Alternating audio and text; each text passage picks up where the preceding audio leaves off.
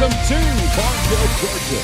K13 Media's live coverage of Gordon State College Highlanders softball presented by Countryside Chrysler Dodge Jeep Ram in Jackson, Georgia. It is a sun-drenched, cloudless, 68-degree Wednesday afternoon in Barnesville, Georgia, and we are getting ready for an afternoon doubleheader featuring the Highlanders from Gordon State and the Hawks from South Georgia State College. Welcome inside the Advanced Roofing and Interiors broadcast booth. First time today, we'll be coming to you live today right behind home plate. We've got the best view in the house as we are getting ready for two huge conference games here today between the Highlanders and the Hawks. So glad to have you on board for the broadcast. I'm Chad Feltman with K13 Media. It seems like it's been a year since we've been back home. It has been quite a while since we were right back here, but here we are, final 2 weeks of the regular season and our next to last home game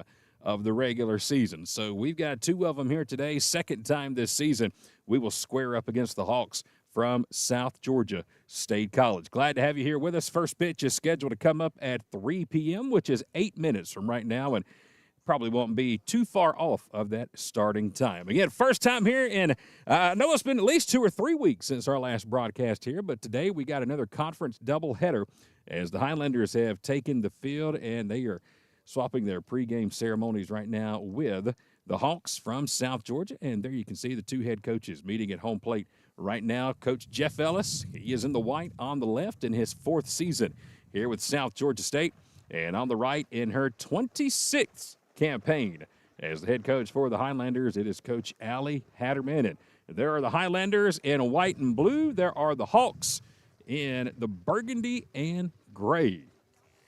And again, lineup cards are being swapped here at home plate, and it won't be too much longer, and we will have the first pitch for today's game coming your way. We'll also have today's national anthem and the doubleheader here this afternoon as Gordon State is taking on South Georgia. We'll be back right after this to give you today's starting lineups. And the first pitch, it's coming up next, live with K13 Media. Highlanders Forward is more than a rallying cry. It's a way of being. At Gordon State College, Highlanders move towards a bright future with an affordable, high-quality education that sets them up for lifelong success. Our students pursue their passions through nearly 30 exceptional degree programs that lead to exciting careers across the globe. They work towards academic excellence in challenging courses taught by exceptional faculty who support them along the way. They evolve as global citizens through study abroad programs, career-focused internships, and meaningful research and service initiatives that connect them to the world they live in. As graduates, Highlanders move confidently into their futures after earning valuable degrees at a fraction of the cost elsewhere. Gordon State College is the place where forward thinkers launch their dreams and shape better lives for themselves and their families. Start the journey to your future at Gordon State College. Apply today.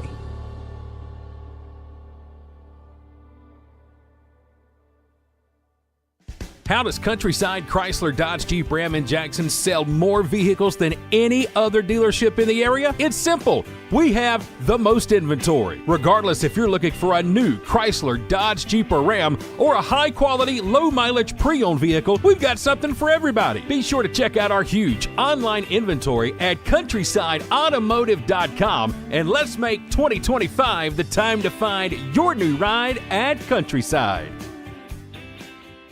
Welcome y'all to Buckner's Family Restaurant. Around here, we're nothing fancy, but we are a place where family and friends gather around for some good old Southern joy. Come on over and experience the all-you-can-eat Southern cooking served on one of our Lazy Susan tables. There's something special about enjoying a meal with friends and family. The good times even happen outside our doors as you smile and play games while you wait or pick up a meal for the family from our online ordering and curbside to go. So come on out and bring your family and friends for a true Southern experience at Buckner's Family Restaurant. Spring is coming, and Countryside Mower in downtown Jackson is ready. We are the area's newest home for Gravely and Aaron's zero-turn mowers. Commercial or residential, we have over 200 brand new models in stock ready for delivery today. 0% financing and monthly payments starting under $100 per month are available with approved credit. See all of our models online at countrysidemower.com or come see them in person Monday through Saturday next to Piggly Wiggly in downtown Jackson. Regardless of what legal situation you find yourself in, the Sellers Law Firm is here for you. Our experienced office offers a wide range of legal services focusing on the issues that matter the most to you. At the Sellers Law Firm, you are not just a client, you are family. Our firm believes that cases should be handled with dedication, compassion, and integrity. If you or a loved one find yourself needing help, visit thesellerslawfirm.com or call us today at 770-415-9848. Where clients become family. Welcome back to Barnesville. We are just about ready to get things going here today at Gordon State College. Again, it's a doubleheader between the Highlanders and the Hawks, who are here with us today from South Georgia State. First of two this afternoon in a beautiful Barnesville, Georgia. Sunny and 68 degrees here today as we get you ready for a huge conference doubleheader, final 2 weeks of the season. Let's tell you how the Hawks will come to the plate. Their starting nine today presented by Buckner's Family Restaurant in Jackson, Georgia. Leading it off will be the third baseman, Michaela Edwards, followed by the right fielder, Kate Newman, and the first baseman, Trinity Johnson. Madison Schrod will be the catcher and bat cleanup. Lauren Slaughter will bat fifth and play left field. Zoe Irby will bat sixth and play center. Bottom third of the order, it's going to be the shortstop, Jessica Joyner, batting seventh. Cambry Isaacson will bat eighth and play second base. And batting ninth will be the DP, number 8, Grace Adamanis. 1 through 9 here today for the Hawks of South Georgia State, again led by Coach Jeff Ellis in his 4th year as head coach of the Hawks. South Georgia State 14-28 overall on the season. They are sitting at 3-11 in the conference standings. And today they will be facing Kaylee McDonald, who will get the start. There's the first pitch, and we are underway here in Barnesville. One pitch, one out at 2:58 today, and it's a line drive to center field, where today Lauren Wilcher is going to be playing. So 1 up, 1 down. Today's first pitch is always being presented by Clayton Appliances, as Kate Newman will dig into the box, and she'll swing at the first pitch, send it out towards shortstop off the glove of Macy Batchelor, and it's going to be an error at short by Macy, and that will allow the first base runner of the ballgame. A rare error at shortstop by the freshman, Macy Batchelor. And that is the first error of the game. First base runner of the ballgame, and aggressively at the plate already for the Hawks. 2 batters, 2 pitches. They've got a runner on for the first baseman, Trinity Johnson. First pitch on the way. She'll take one high and outside, and that's going to be ball 1.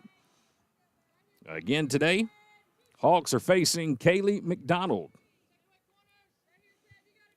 Enters today's game with a 5-6 overall record. This is her 24th appearance of the year. And this one's fouled back to the fence to even the count at 1-1. Kaylee enters today's game with an ERA of 3.94, 85 1/3 innings pitched this season. She's given up 90 hits, 70 runs. She has struck out 57. 1-1 popped up behind home plate, and that's going to get out of play. And now Kaylee's ahead in the count. 1 ball and 2 strikes. 57 strikeouts on the season for Kaylee McDonald. Trying to get her 58th right here. Top of the first, just underway. 1 out, runner on. 1-2, pop foul, left field line. Will it stay in play? Emmy Hartman is down that way, and she's got it for the second out. Over in foul territory.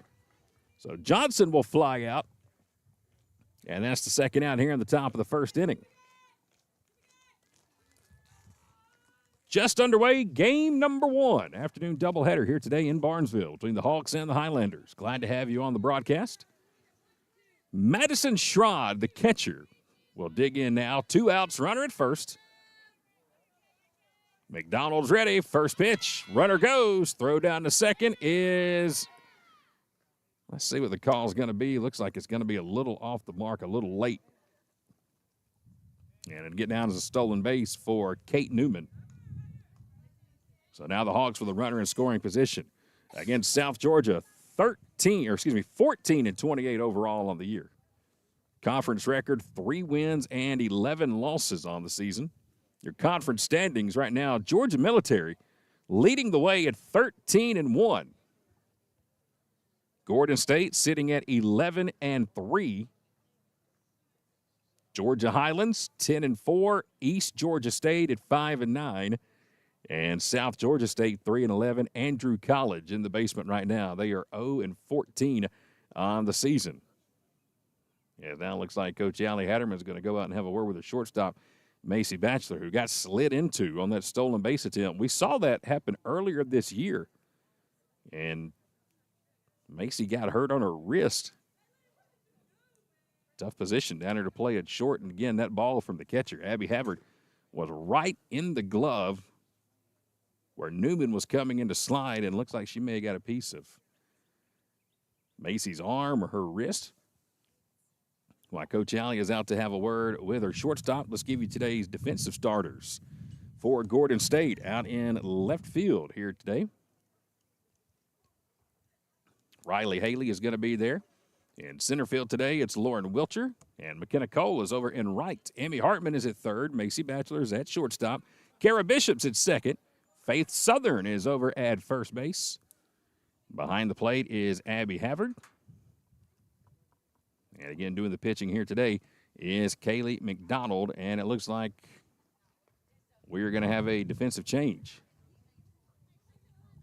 So Lily Alpo will come in now and play shortstop.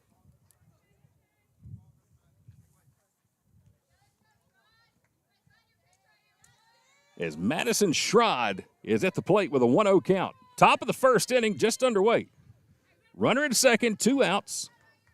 Cleanup batter here for the Hawks, Madison Schrod, the catcher. Facing Kaylee McDonald.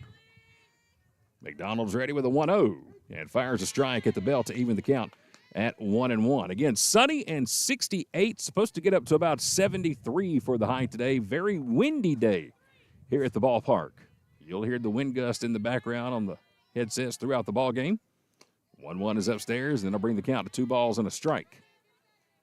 But hopefully the girls were able to get everything tied down before the ball game. Got the 10 up right here behind home plate in the Advanced Roofing and Interiors broadcast booth. Always grateful for the tent on sunny days.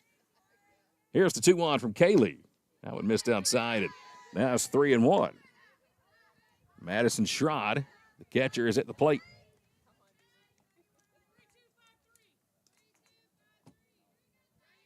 3-1 count. Runner at second with 2 down. Here comes the pitch. This one fouled out of play. That'll run the count full. 3 balls and 2 strikes. Madison Schrod at the plate. Kate Newman, the base runner, at second. Reached on an error and then stole second. Full count, 3-2. McDonald's ready. Here it comes. Missed upstairs, and there's the first walk of the ball game. A 2-out walk to Madison Schrod will put runners on first and second now. 2 outs, and it'll bring up the left fielder, Lauren Slaughter. So Slaughter digs in. A walk and an error has led to the 2 base runners for the Hawks here in the top of the first. First pitch to Slaughter, swung right through. A high rise ball there from McDonald. Climbed the ladder on that one, but couldn't catch up to the heat, and it's 0-1. Here's the 0-1 from Kaylee. Upstairs, evens the count, and a ball and a strike. Told you this is the second time these 2 teams have met this year. They played the first time down in South Georgia.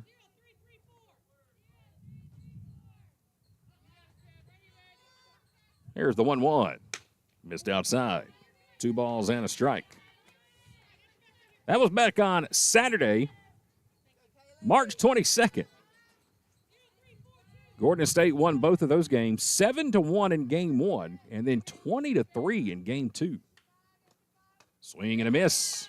Another high fastball from McDonald. He was the count, 2 balls and 2 strikes. Gordon State won that second game in 5 innings. Trying to sweep the Hawks here in 2025. 2-2. Popped up, third base line. Now over toward the left field. Long run for Lily Alpo, and she'll make the catch in foul territory. So Lily comes in and immediately gets put to the test, and she will squeeze out number 3. So the Hawks get a couple of base runners on, but they are left stranded. No harm, no foul for Gordon State as we go to the bottom of inning number 1 scoreless. Now let's flip the scorecard over and take a how the Highlanders will come to the plate here in the bottom of the first inning. Starting lineup here for Gordon State being presented by the Sellers Law Firm in Griffith. It'll be Lauren Wilcher leading things off here today. And let's check and see who's going to bat number 2. It was scheduled to be Macy Batchelor, but she just come out of the ball game after getting injured on that stolen base attempt. So we'll see if Macy's going to come and bat or if Lily Alpo will come out in the on-deck circle and bat second. We know Riley Haley will bat third. And let's see, then you're going to have Abby Havard, Faith Southern, McKenna Cole, Emmy Hartman, and Kara Bishop. They will be your 1 through 9 here for the Highlanders. And today they will be facing number 12, Emily Garrett, who will get the start in the circle here today for the Hawks of South Georgia State. Freshman, righty. Again, Highlanders sitting at 18-22 overall on the season. In conference play, sitting at 11-3. They split this past weekend at Georgia Highlands. Lost the first game 4-3. Came back and won the second game 5-4. Sitting 2 games out of first place. Right behind Georgia Military, who they will see this coming Wednesday in Milledgeville. Here's Lauren Wilcher to lead it off, and she'll rope a first pitch down to third. Off the glove, throw to first is in time. Michaela Edwards able to rebound and fire a strike across the diamond and throw out the speedy Lauren Wilcher. Great play down at third by the South Georgia third baseman, Michaela Edwards. Able to knock it down as Batchelor will come to the plate. And she'll foul one off for strike 1. Macy on the season batting .371.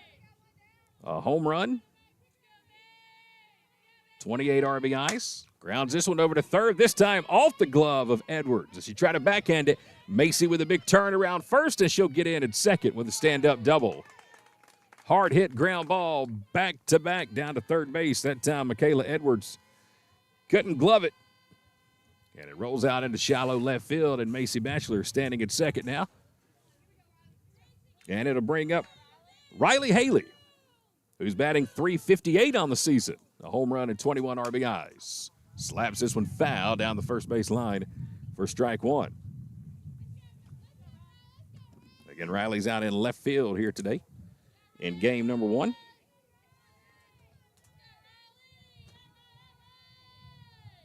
Oh, 1 count.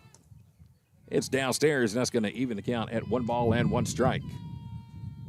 .358 batter, 34 hits on the season. She has scored 17 runs. 3 doubles and a homer, but does not have a triple so far this season. Sends this one right back through the box. It's a base hit. Around third comes Macy Batchelor. The throw is off the mark. And Riley Haley has got herself an RBI single. RBI number 22 on the season. She'll take second on the throw home, and the Highlanders are on the board first. It's 1-0 Gordon State after the RBI base hit by Riley Haley. And now she stands at second. And the first pitch here is ripped down to third. 1 hop, throw to first in time. Another great play as Michaela Edwards takes a base hit away from Lily Alpo. She absolutely roped that one down to first. Couple of really good plays down at third here in the first inning by Michaela Edwards. And that brings up the catcher, Abby Havard. 2 outs, runner on second. First pitch is downstairs for ball 1. Abby on the season's batting .380. No home runs, but she does have 14 RBIs, 6 doubles, 30 hits on the season. She'll bat here in the bottom of the first inning. It's 1-0 Gordon State. 2 outs, runner on second.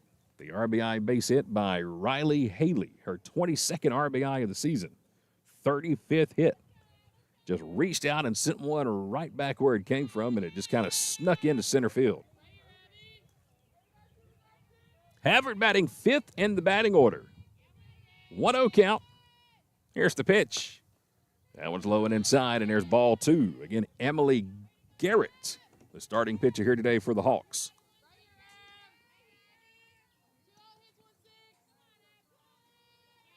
2-0 count to Abby.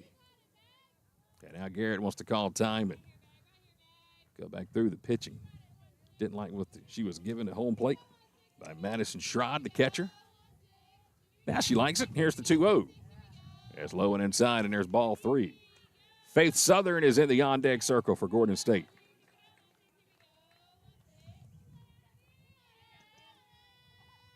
.3-0 count. Let's see if Abby's got a green light with a runner at second.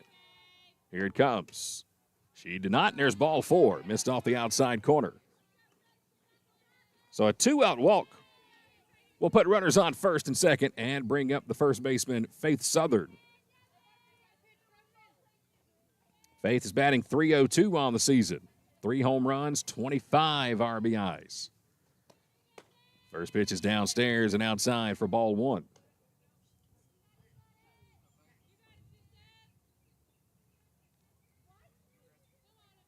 Faith not afraid to work the count either. She leads the team in walks with 31.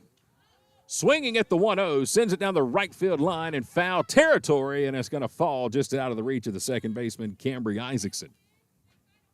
Long run for Isaacson, the second baseman, Kate Newman, the right fielder, and they couldn't get it before it fell out of the sky. And it was the count at 1-1. So Faith with 31 walks on the season, the second most on the year. 17 from Abby Havard. 1-1, right back through the box into center field. Green light around third. Riley Haley will come in.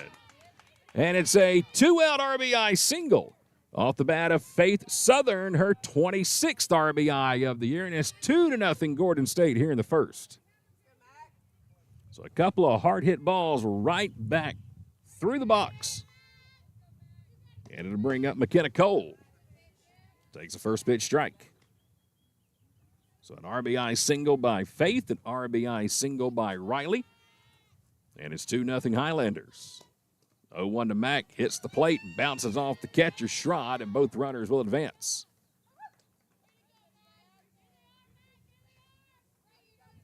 Base hit here for Mack. Could definitely score 1, maybe 2. 1-1 count. Here's the pitch.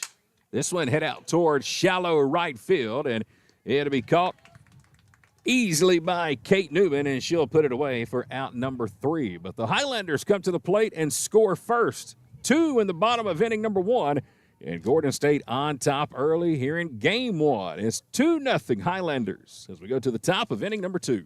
Roofing, gutters, siding, painting, concrete, fencing, and more. The list goes on and on. No matter what you need done around the home or office, Advanced Roofing and Interiors can handle it all, even major storm damage. No job too big or too small. When was the last time you checked the condition of your roof? Advanced Roofing and Interiors offers free roof inspections. Don't wait for issues to arise. Contact us today for a free roof inspection. Our expert team will provide an assessment, answer all of your questions, and ensure your peace of mind.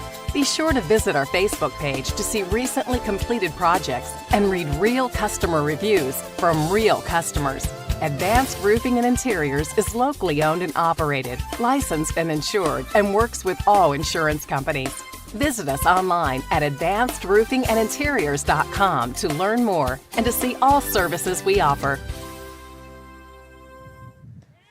Glad to have you here with us today in Barnesville. Good to be back home, too. Seems like it's been forever. So we've had a softball home game here at Gordon State College, but two of them here today, 68 degrees and not a cloud in the sky here in Lamar County as we go to the top of inning number 2. It'll be the 6, 7, 8 spot due up for the Hawks. Center fielder Zoe Irby will lead it off for South Georgia State. Facing Kaylee McDonald in the top of the second. First pitch is line foul down the third base line. Hawks very aggressive here today on the first pitch from Kaylee. They left 2 stranded at the top of the first inning.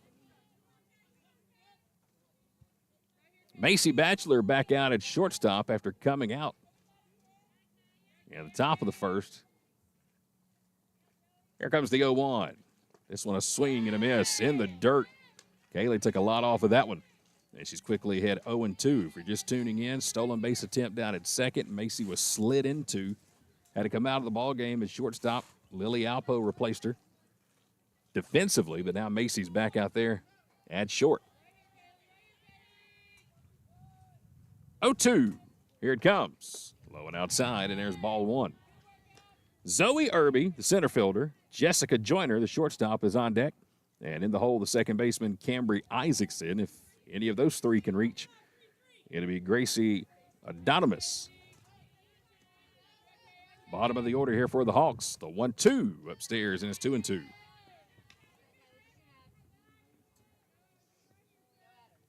Kaylee trying to pick up strikeout number 58 on the season.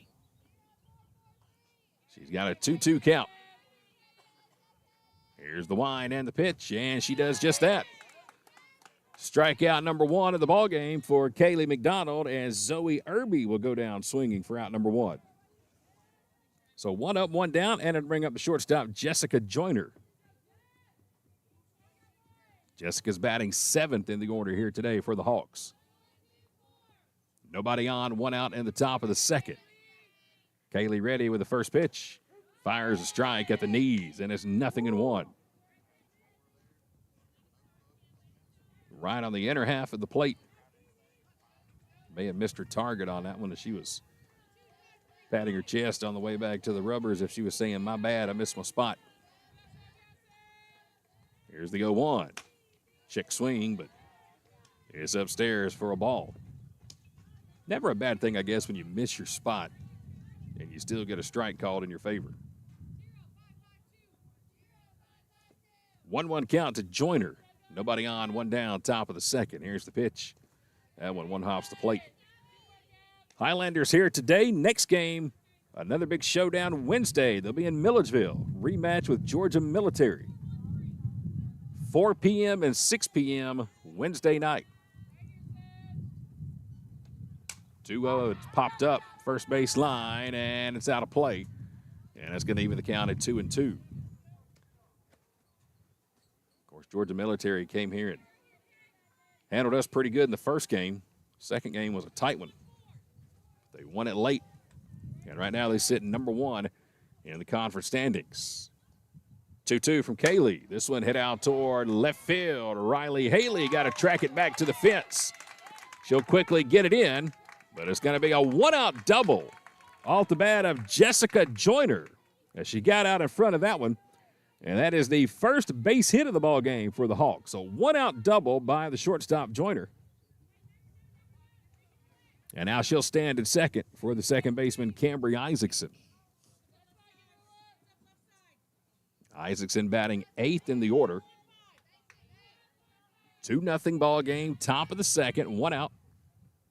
First pitch on the way to Isaacson. She slaps it foul down the third base line.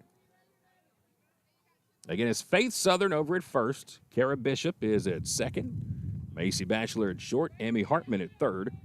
That's across the infield. Riley Haley's out in left. Lauren Wiltshire is in center. And McKenna Cole is in right with Abby Haver doing the catching. 0-1 slapped over the head of Kara Bishop out in his right field. Max got it. She'll get it in. Throws off the mark. A run will come in and score. Throw down to second is not in time. And it's going to be an RBI single off the bat of Cambry Isaacson. She'll take second on the throw into home. She's got an RBI. And the Hawks are on the board. 2-out base hit from Cambry Isaacson. It's a 2-1 ball game in the bottom of the order here for the Hawks, getting it done. A double and an RBI single. And now it's Gracie Adamanis, the DP, at the plate. And she'll swing at the first pitch and send it out of play off to the right. 2-1 in the top of the second inning. 1 out, runner on second. That's the tying run here for the Hawks.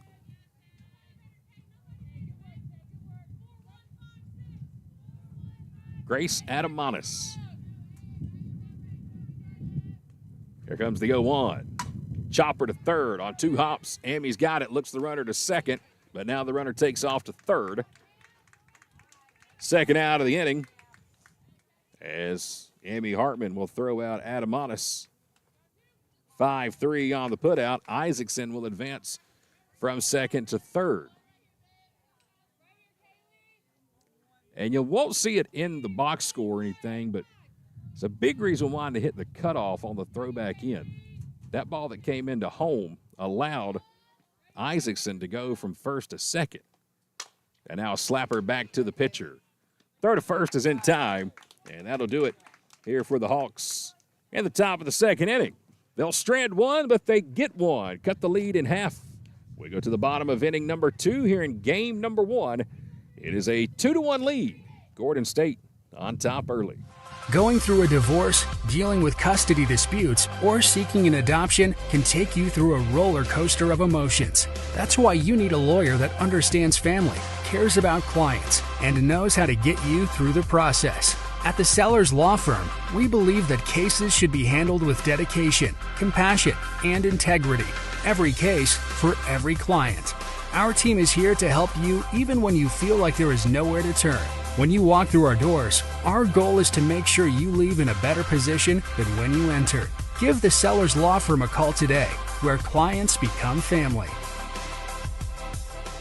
Here at Buckner's Family Restaurant, we like to say it's our food on your table. There's nothing but smiles when using our simple online ordering and fast curbside pickup. Time is valuable, and we can help you gain a little of that time back by skipping the wait and taking these true Southern classics home to your table. Whether you're feeding the whole family or just a few, we've got an option for you. The same quality and delicious food you expect, ordered online and enjoyed from the comfort of your home. Our food, your table. Buckner's Family Restaurant.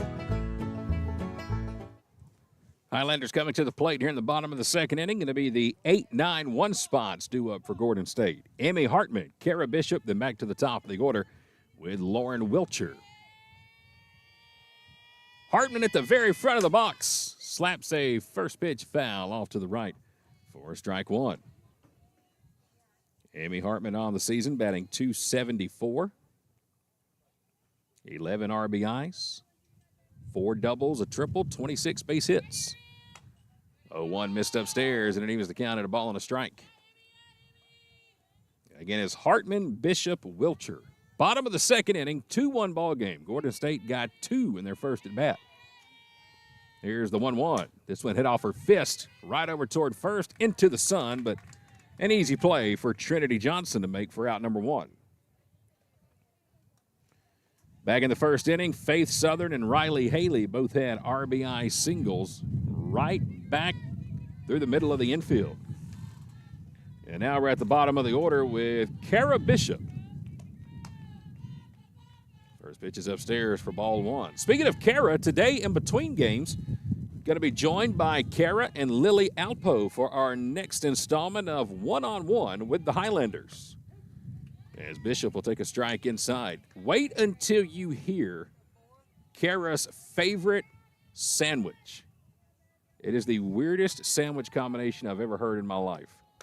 As she swings through this one, and it's 1-2. Just one of the many things we'll find out about the former Lamar County Trojan. And is in between game 1 and game 2 today. 1 ball, 2 strikes. Here it comes. Low and outside, and it's 2-2. Kara batting ninth in the order. 222 batter on the season, 15 RBIs. And she'll send this one out towards shallow right into the sun. Who wants it? It's going to be the second baseman, Isaacson, calling everybody off. Ball is off her glove, and then she fires it into left field. Fortunately, Slaughter was there for the Hawks to back up the throw to the infield. So Isaacson can't make the catch. That will allow Kara Bishop to get to second. It's going to be an E4, first error of the ball game for the Hawks. So now the Highlanders with another runner in scoring position. We're back to the top of the order as Lauren Wilcher comes hacking at the first pitch and fouls it out of play for strike one. Lauren grounded out to third last inning. Hard hit ground ball, but Michaela Edwards knocked it down and threw her out. She'll go that way again. This time, nobody's going to get to it. It's going to get into left field. May have a play at the plate. No throw is going to get cut off. Snap throw back over to first, and Wilcher just barely gets back with a head-first dive. Kara Bishop comes in and scores from second, so the error comes back to hurt South Georgia State as Wilcher has an RBI single. Third RBI single of the ballgame here for the Highlanders, who now lead it 3-1. As Macy Batchelor, first pitch swinging, sends it off to the right for strike one. The error on the drop fly ball out at second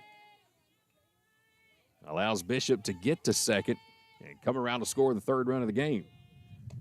0-1 to Macy, again off to the right side. And it's 0-2. Macy had a double her first plate appearance. Came around to score the first run of the ball game on a Riley Haley RBI single. One down, runner on first, bottom of the second in game one. Highlanders up 3-1 early. Here comes the pitch to Macy. The 0-2 hit off her fist out towards straightaway left field and over toward the line is Slaughter to make the catch for out number two. Macy got jammed on that one, hit it right off the handle. And that's the second out of the inning. And back to the plate comes Riley Haley. RBI single in the bottom of the first to get the scoring started. She'll bat here, 2 outs, runner on first. And the first pitch to Riley is in the dirt. And going to get away from the catcher, Schrod. And Wilcher all the way from first down to third. Ball gets out into left field, and Wilcher's going to come around and score. So the wild pitch allows Wilcher to go to second. She takes third. As Schrod was caught sleeping behind the plate and then threw it out into left field. Another error. Got to clear the bases. Another run comes in as Riley slaps one off her fist over towards second, and Isaacson will throw over in time for out number 3. But 2 errors, costly, here for the Hawks in the bottom of the second inning. And once again, the Highlanders score 2 more as we go to the top of the third. Gordon State on top now, 4-1. Highlanders Forward is more than a rallying cry. It's a way of being. At Gordon State College, Highlanders move towards a bright future with an affordable, high-quality education that sets them up for lifelong success. Our students pursue their passions through nearly 30 exceptional degree programs that lead to exciting careers across the globe. They work towards academic excellence in challenging courses taught by exceptional faculty who support them along the way. They evolve as global citizens through study abroad programs, career-focused internships, and meaningful research and service initiatives that connect them to the world they live in. As graduates, Highlanders move confidently into their futures after earning valuable degrees at a fraction of the cost elsewhere. Gordon State College is the place where forward thinkers launch their dreams and shape better lives for themselves and their families. Start the journey to your future at Gordon State College. Apply today.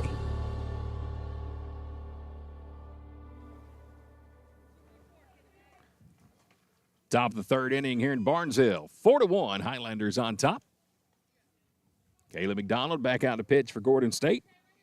And it's going to be the 2-3-4 spot due up here for the Hawks. Kate Newman will lead it off. Right fielder here for the Hawks. She reached on an error her first plate appearance A two-hopper out to shortstop off the glove of Macy Batchelor.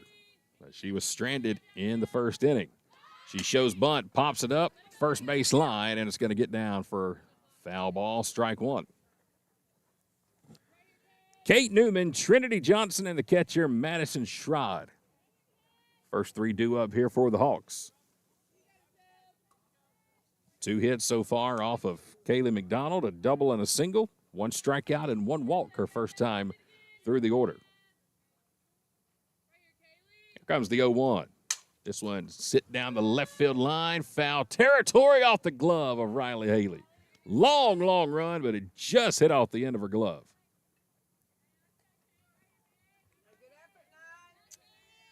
Well, we gotta get Riley to get that jersey dirty. She'd have got some grass stains on it. She may have had a chance out there.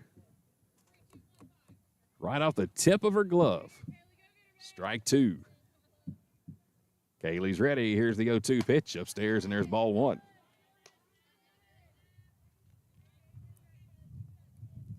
Nobody on, nobody out. Top of the third inning in game 1. Highlanders with 2 in the first, 2 more in the second after 2 errors by the Hawks.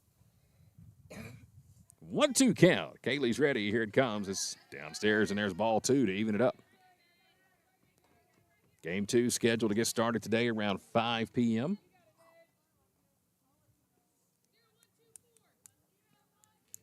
If the wind will die down this evening, it'll be a perfect night at the ballpark.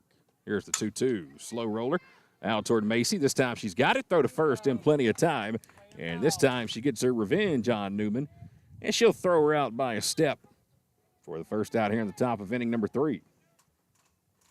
So Newman goes to shortstop so far. Her 2 plate appearances, 1 down, and it brings up the first baseman, Trinity Johnson. Popped out in foul territory. Third base line, where Emmy Hartman made a great catch over by the Hawks dugout her last time up. First pitch on the way to Johnson. 1 hops the plate for ball 1. Again after today, Gordon State handing to Milledgeville. Wednesday doubleheader with Georgia Military, who currently sits number 1 in the standings. They are 13-1. Highlanders 11-3. That would make things interesting. Gordon State could go take both of those games next week. 1-0 inside for ball 2. That would be interesting if they both had the same overall record and they both beat each other head-to-head twice.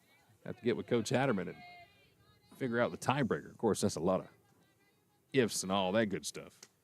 2-0 catches the outside corner. There's a strike from Kaylee. Brings the count to 2-1. Don't sleep on Georgia Highlands either. Georgia Highlands has defeated both Georgia Military and Gordon State this season. And they're quietly sitting at 10-4 in the standings. 2-1, fouled right back to us for strike 2. Top 3 look pretty set with Georgia Military, Gordon State, and Georgia Highlands. Bottom 3, East Georgia's at 5-9, South Georgia 3-11, and Andrew College, they're winless on the season. 0-14 in the conference. And there's strike 3. As Kaylee McDonald freezes Trinity Johnson with a changeup on the outside corner. That's her second strikeout of the ballgame. 2 up, 2 down. And it brings up the catcher, Madison Schrod, the cleanup batter. Andrew College, again, 0-14 in the conference. They're 0-33 overall on the season. Long year for the Fighting Tigers. There's ball 1 to the catcher, Schrod, who walked last time up. Kaylee took her all the way to a full count. Lost her on the 3-2. Her only walk of the ball game so far. Here's the 1-0. This one hit off the end of the bat. Little slow roller. Tricky spin down at first, but Faith Southern will pick it up and step on the bag. And it's an easy 1-2-3 inning for McDonald and the Highlanders. We'll go to the bottom of the third. Gordon State on top. It's 4-1 Highlanders. How does Countryside Chrysler Dodge Jeep Ram in Jackson sell more vehicles than any other dealership in the area? It's simple. We have the most inventory. Regardless if you're looking for a new Chrysler, Dodge, Jeep, or Ram, or a high-quality, low-mileage pre-owned vehicle, we've got something for everybody. Be sure to check out our huge online inventory at countrysideautomotive.com, and let's make 2025 the time to find your new ride at Countryside. Welcome y'all to Buckner's Family Restaurant. Around here, we're nothing fancy, but we are a place where family and friends gather around for some good old Southern joy. Come on over and experience the all-you-can-eat Southern cooking served on one of our Lazy Susan tables. There's something special about enjoying a meal with friends and family. The good times even happen outside our doors as you smile and play games while you wait or pick up a meal for the family from our online ordering and curbside to go. So come on out and bring your family and friends for a true Southern experience at Buckner's Family Restaurant. This one's moving along quickly here in game number one. We're already going to the bottom of the third inning. Highlanders on top 4-1. Tomorrow, we're right back out here for more Highlander athletics. Baseball team going to be at home tomorrow. They're going to be taking on this very same South Georgia State team. Well, not this team, but the same school tomorrow. Just one game here tomorrow at the athletic complex for the baseball program. First pitch in the bottom of the third is down low to Lily Alpo. Gordon State and South Georgia played last night in South Georgia, and the Hawks beat us by 1. 1-0 to Lily is popped up. Foul territory down the third base line, and it's going to drop down for a strike as Michaela Edwards couldn't find it. Lost it in the sun. And the one thing you always worry about when something like that happens is you just hope the ball don't come down and hit you in the head. Fortunately, it did not for Edwards. It gives Lily new life. 1-1 is downstairs, and it's 2-1. Found out today that Lily and I have something in common that I would have never in a million years guessed. 2-1 off the end of the bat, out towards shortstop, and it's going to get down for a base hit. Lily Alpo has a leadoff single here in the bottom of the third. Also a die-hard, absolute, huge, mega Elvis fan. One thing you'll find out today when we go one-on-one with Lily Alpo and Kara Bishop in between games. Abby Havard digs in. First pitch is downstairs for ball 1. She walked her first time to the plate. Lily Alpo, I'm jealous. She has been to Graceland. I have not. Here's the 1-0. Downstairs again is 2-0. Wonder if Lily likes the peanut butter and banana sandwiches. Have to find that out. 2-0 count. Abby Havard at the plate. Bottom of the third, game 1. Here's the pitch. Again downstairs is 3-0. 4-1 Highlanders. We're in game 1 of our doubleheader. Nobody out. A leadoff single by Lily Alpo. She's at first. And Havard again with a 3-0 count. We'll take strike 1. She had a 3-0 count last time to the plate. She drew a walk last time up. Now it's 3-1. Faith Southern is on deck. 3-1 pitch. And that one's high for ball 4. So Abby Havard, 2 trips to the plate. 2 free trips down to first, and it'll bring up Faith Southern. 2 outs, nobody on. Faith had an RBI single in her first plate appearance. Highlanders got 2 in the first, 2 in the second. We're off to a good start here in the third as Faith will send this one to the right field gap. Line drive all the way to the fence. Alpo will come in and score easily. Havard will be held at third, and it's an RBI double for Faith Southern. Sliced it all the way to the right center field fence. So Faith is 2 for 2, a single, a double, and now 2 RBIs in the ball game. And the Highlanders on top 5-1. Still nobody out. And a runner at third as we're going to have our first pitching change of the ball game. Call to the bullpen in the bottom of the third inning, being presented by Countryside Mower in downtown Jackson, Georgia. Spring is coming, and Countryside Mower in downtown Jackson is ready. We are the area's newest home for Gravely and Aaron's zero-turn mowers. Commercial or residential, we have over 200 brand new models in stock ready for delivery today. 0% financing and monthly payments starting under $100 per month are available with approved credit. See all of our models online at countrysidemower.com or come see them in person. Monday through Saturday, next to Piggly Wiggly in downtown Jackson. Regardless of what legal situation you find yourself in, the Sellers Law Firm is here for you. Our experienced office offers a wide range of legal services focusing on the issues that matter the most to you. At the Sellers Law Firm, you are not just a client, you are family. Our firm believes that cases should be handled with dedication, compassion, and integrity.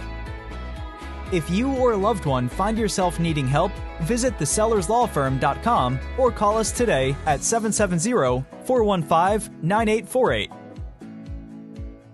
Where clients become family. New pitcher in the ballgame here for the Hawks in the bottom of the third inning. It'll be Jessica Joyner who will move from shortstop to the circle. Highlanders up 5-1. Nobody out. And a runner on third after the second RBI base hit of the ballgame by Faith Southern, who now has a single and a double. Runners on second and third, and it'll bring up McKenna Cole, batting seventh in the lineup. Flied out to right field, her first plate appearance. Nobody out in the bottom of the third inning. RBI opportunity here for McKenna Cole. First pitch on the way is upstairs for ball one. Again, it's Jessica Joyner, who was at shortstop, now in the circle pitching.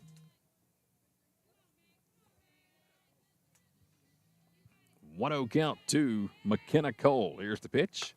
And there's a strike right at the belt to even the count at 1-1. McKenna Cole, the former Northgate Viking, over in the Sharpsburg area. 1-1. Fouled off. First base line and out of play for strike two. Max at the plate. Amy Hartman is in the on-deck circle. Nobody out. Runners on second and third. Bottom of the third. 1-2 to Mac. Here it comes. Hit off the end of the bat. Weak pop up toward third. And Edwards will put it away for the first out. Mack was out in front of that one. And there's the first out here in the bottom of inning number 3. So for the moment, the runners hold at second and third as Amy Hartman will come to the plate. One down. First pitch from Joyner is off the end of the bat. And there's strike one. Amy popped out over to first base. Her first plate appearance. She's batting 8th in the lineup with Kara Bishop in the on-deck circle. 2 in the first, 2 in the second, 1 so far in the third here for the Highlanders. There comes the 0-1 to Emmy. This one grounded toward third. And again, throw over to first is not in time. Edwards went back to try to make a play on Havard at third. And the throw to first was late. Heads-up play by Amy Hartman hustling down the first base line. So now the bases are loaded with one out, and here comes Kara Bishop. First pitch is upstairs for ball one. Edwards took a little too much time trying to make sure that Havard wasn't going to try to go for home. Here's the 1-0. This one right back up the middle for a base hit. 1 run will come in. Faith Southern will be held at third, and it's an RBI single off the bat of Kara Bishop. Another hard hit ball right back through the middle of the infield. Makes it a 6-1 ball game. Highlanders on top. Bases still loaded. Back to the top of the order. Here comes Lauren Wilcher. And she wanted to empty the bases with that one.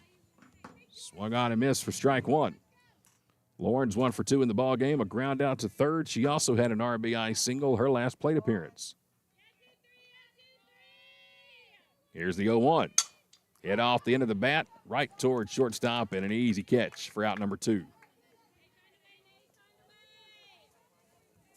New shortstop, by the way, is Cambry Isaacson, who has moved from second to short.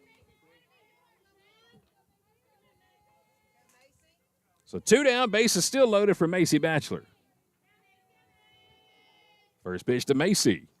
Chased a bad one low and outside, and right over the top of her parents' head over here, first row of the fans to our right. Macy 1 for 2 in the ball game, a double and a fly out to left field. Bases loaded, 2 outs, bottom of the third. Here's the 0-1. High and outside, and it evens the count at a ball and a strike. 1 ball, 1 strike, 2 outs. A Highlander on every base as the wind picks up in the bottom of the third. Joyner ready with a 1-1. This one hit out toward left center field. Macy gives it a good ride, but there to make the catch is Lauren Slaughter in left center field, and that will retire the side. The Highlanders again get 2 more, but they strand the bases loaded. As we go to the top of inning number 4, Gordon State extends its lead. It's now 6-1. Highlanders on top. Highlanders Forward is more than a rallying cry. It's a way of being. At Gordon State College, Highlanders move towards a bright future with an affordable, high-quality education that sets them up for lifelong success. Our students pursue their passions through nearly 30 exceptional degree programs that lead to exciting careers across the globe. They work towards academic excellence in challenging courses taught by exceptional faculty who support them along the way. They evolve as global citizens through study abroad programs, career-focused internships, and meaningful research and service initiatives that connect them to the world they live in. As graduates, Highlanders move confidently into their futures after earning valuable degrees at a fraction of the cost elsewhere. Gordon State College is the place where forward thinkers launch their dreams and shape better lives for themselves and their families. Start the journey to your future at Gordon State College. Apply today.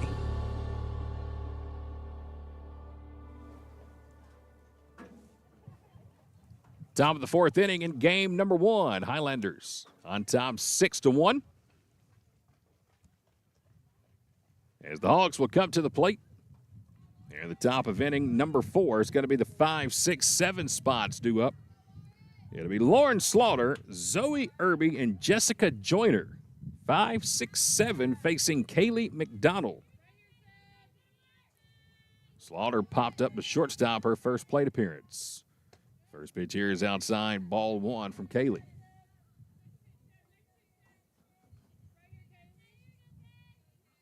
Got an update on the Braves game from Toronto here in just a moment. Kind of a good news, bad news update. Here's the 1-0. Upstairs is 2-0. Good news is Spencer Strider did come back and start the game today. He struck out 5.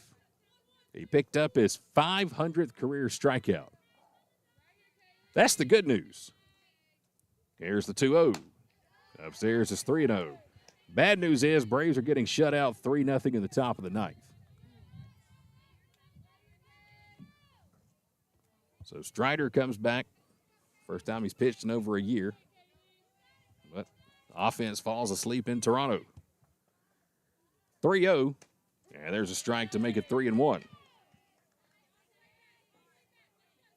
Braves will be off tomorrow and then back home starting Friday to open a 6-game homestand. 3 with the Twins to start it off. Friday, Saturday, and Sunday, and then 3 with the Cardinals next Monday, Tuesday, Wednesday. 3 balls, 2 strikes here to the left fielder, Lauren Slaughter. Nobody on, nobody out. Top of the 4th, game 1. Kaylee's ready. The payoff is a hit foul down the third base line. And we'll do it again. That ball just kind of hung in the air.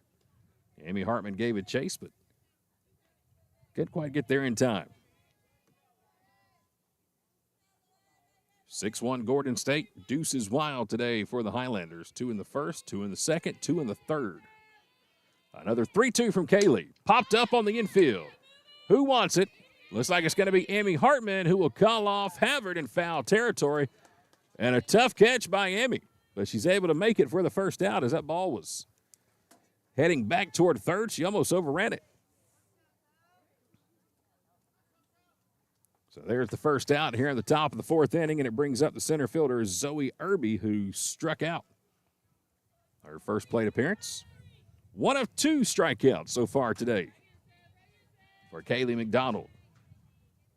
First pitch on the way here in the fourth. Swing and a miss. She's got 1 strikeout looking, 1 strikeout swinging today. Just 1 walk in the ball game so far for Kaylee. And she's only given up 2 hits, and that came bottom of the order. Here's the 0-1. Make it 0-2. Blew that one right by Irby, and it's 0-2. Jessica Joyner is in the on-deck circle. She has one of those 2 hits off of McDonald today. 0-2 count. Kaylee's ready, and here it comes. Just missed the outside corner for ball 1. Abby Havard with a good job trying to frame it back in, but a little too far off the plate. Brings the count to 1-2. Nobody on, 1 out. This one popped up again on the infield.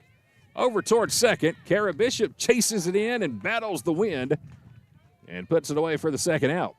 So 2 infield pop-ups, and the wind just giving the Highlanders all kind of trouble, but 2 catches for 2 outs. Nobody on now, and it'll bring up the Jessica Joyner. Had a double our last time to the plate. Came around to score the only run so far for the Hawks. First pitch on the way in the fourth, and she's way out in front of that off-speed pitch. It's 0-1. Just about spun her around as Kaylee jumps ahead in the count 0-1. Nobody on, 2 outs. Top of the fourth inning in game 1. Here's the 0-1. This one grounded. Oh, what a play by Hartman at third. A 1-hop line drive right into the glove of Emmy Hartman. And she gets it over to first in time. Another 3-up, 3-down inning. The second of the day for Kaylee McDonald. And we'll go to the bottom of the fourth with the Highlanders on top in game 1, 6-1. Some people just prefer a pre-owned vehicle over a new vehicle, and that's perfectly fine with us at the Countryside Pre-Owned Supercenter in downtown Jackson. Cars, trucks, vans, Jeeps, SUVs, we've got them. Financing or cash cars. Sometimes we've even got campers, boats, jet skis, and motorcycles. If pre-owned is your thing, then stop by and see us Monday through Saturday at the Countryside Pre-Owned Supercenter, located next to Piggly Wiggly in downtown Jackson. Here at Buckner's Family Restaurant, we like to say it's our food on your table. There's nothing but smiles when using our simple online ordering and fast curbside pickup. Time is valuable, and we can help you gain a little of that time back by skipping the wait and taking these true Southern classics home to your table. Whether you're feeding the whole family or just a few, we've got an option for you. The same quality and delicious food you expect, ordered online and enjoyed from the comfort of your home. Our food, your table. Buckner's Family Restaurant. Heading to the bottom of the fourth with the Highlanders on top 6-1 here in game number 1. 2 in the first, 2 in the second, 2 in the third. And see if they can keep that trend alive. It'll be the heart of the order here for Gordon State. 3, 4, 5 coming up. Riley Haley, Lily Alpo, Abby Havard. First 3 due up. Riley's 1 for 2 in the ballgame. RBI single in the first inning. Put the Highlanders on the board. First pitch here in the bottom of the fourth. Goes out towards straightaway center field, and 1 pitch, 1 out. Here for Jessica Joyner in the bottom of the fourth inning. So Haley is retired quickly. Last 3 batters for Gordon State have all popped out. 1 to short, 1 to left, 1 to center as Lily Alpo will dig in. And Lily will take a first pitch strike. It's 0-1. Lily's 1 for 2 in the ball game, a ground out to third and a single. She'll bat here with 1 out, nobody on in the fourth. 0-1, make it a 2 for 3 day as she slaps this one into center field. Set back and waited on the changeup and slapped it to center for her second base hit of the game. So Lily Alpo is 2 for 3. And it brings up the catcher, Abby Havard. Both times she has come to the plate, she has seen a 3-0 count. And both times she has been able to draw a walk. First pitch, high and outside for ball 1. Faith Southern in the on-deck circle. Abby just wants to hit something hard right here. She hasn't really seen anything good until that one. He was the count at 1-1. Final in Toronto, Braves did get a run, but not enough. They lose 3-1 today to the Blue Jays. Here's the 1-1. This one hit out toward left center and hit pretty well to the fence and off the fence. Lily Alpo all the way from first to third, and Abby Havard with 2 hands on her helmet. She just missed her first home run of the year. Off the bottom of the left center field fence. Missed it by that much. And she's got a double, and now it brings up Faith Southern, who's 2 for 2 in the game. RBI single and an RBI double for Faith so far. And she fouls the first pitch here. Looks like it got her leg.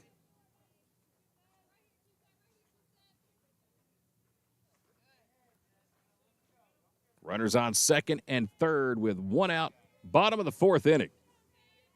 Faith Southern at the plate, trying to stay perfect on the day. Here's the 0-1. That one hops the plate. It's 1-1.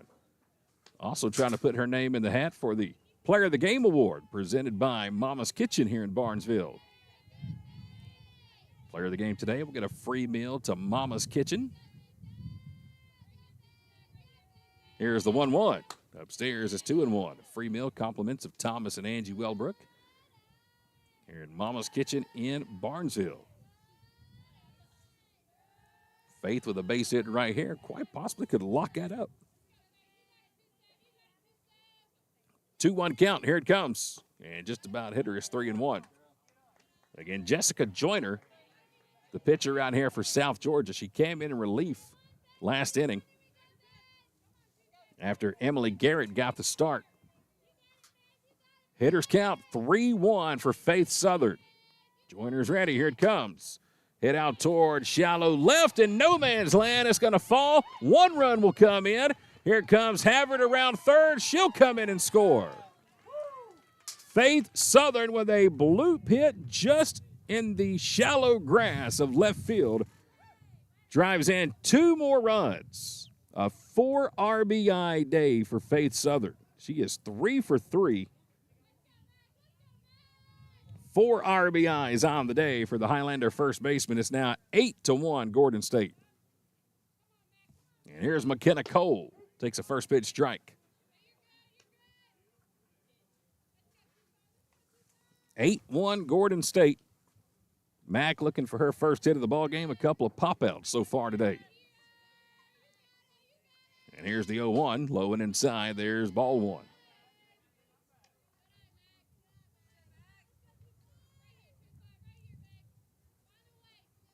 One ball, 1 strike, 1 out, runner on first. McKenna Cole batting 7th in the lineup. 1-1's inside, and it's 2-1. Amy Hartman in the on-deck circle. 2 balls, 1 strike. Faith Southern, the base runner at first. This one hit out toward right center field. A long run for Newman, and she makes a snow cone catch and gets it back into the infield. That one right off the end of her glove. It almost pops out. Second time today that Mack flew out to right field. That's the second out of the inning. And it brings up the third baseman, Emmy Hartman. Emmy's 1 for 2 in the ball game. Had a single her last time to the plate.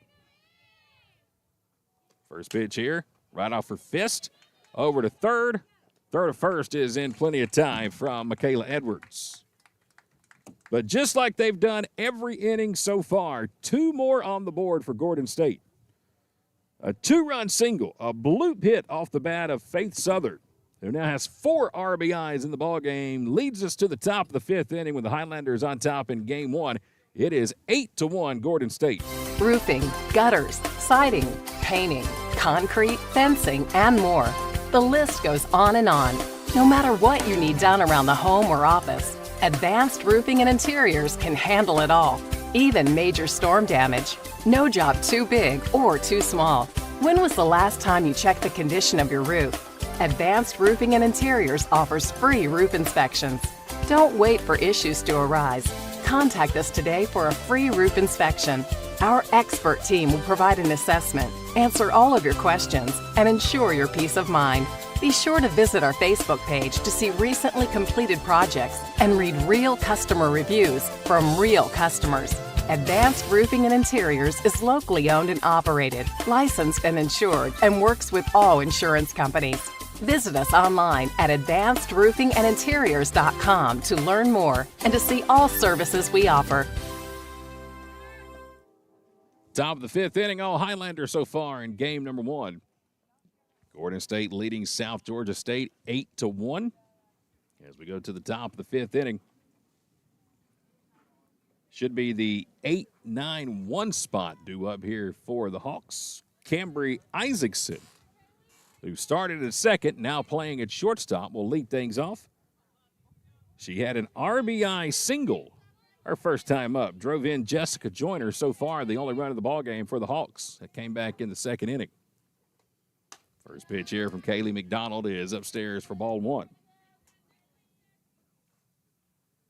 1 run in the top of the 2nd so far. It has been the only score of the ballgame for the Hawks. Here comes the 1-0 to Isaacson. Upstairs. It's 2-0. As the first train of the evening starts to make its way through downtown Barnesville. Just 1 or 2 weak little whistle here and there. Here comes the 2-0.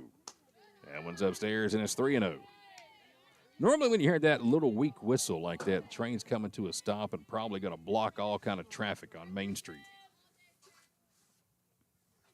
3-0 count to Isaacson. Nobody on, nobody out, top of the 5th inning. Kaylee's ready. Here's the pitch. And there's ball 4. Second walk of the ball game issued by Kaylee McDonald. It'll put a runner on first and the bottom of the order now. It'll bring up the DP, Grace Adamanis. Grounded out to third. Her first time up. First pitch on the way is downstairs, and that's 5 straight misses for Kaylee McDonald.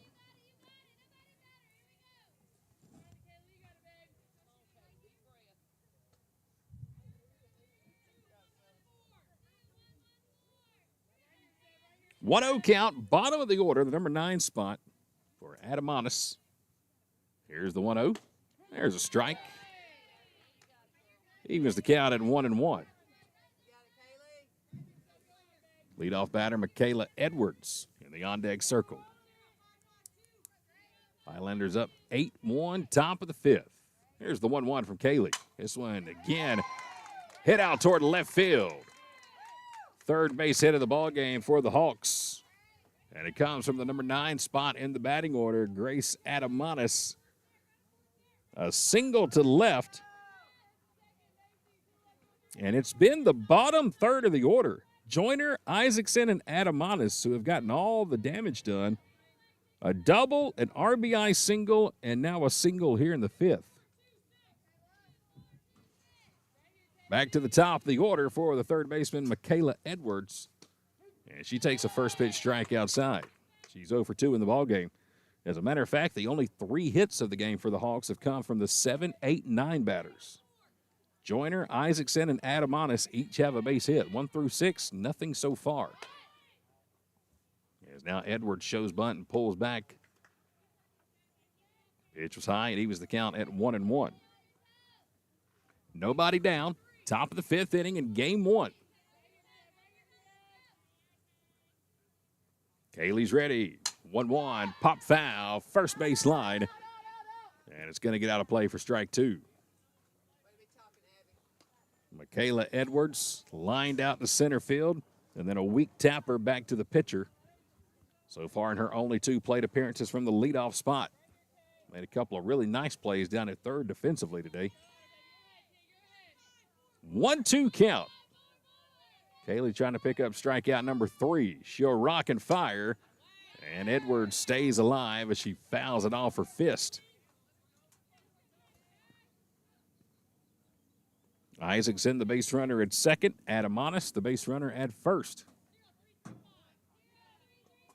1-2 count. McDonald again fires. Low and outside, and there's ball 2.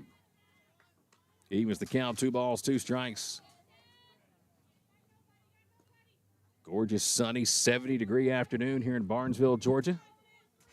Wind has really died down from where it was when we started the ball game. Here's the 2-2 from Kaylee. Downstairs for ball 3.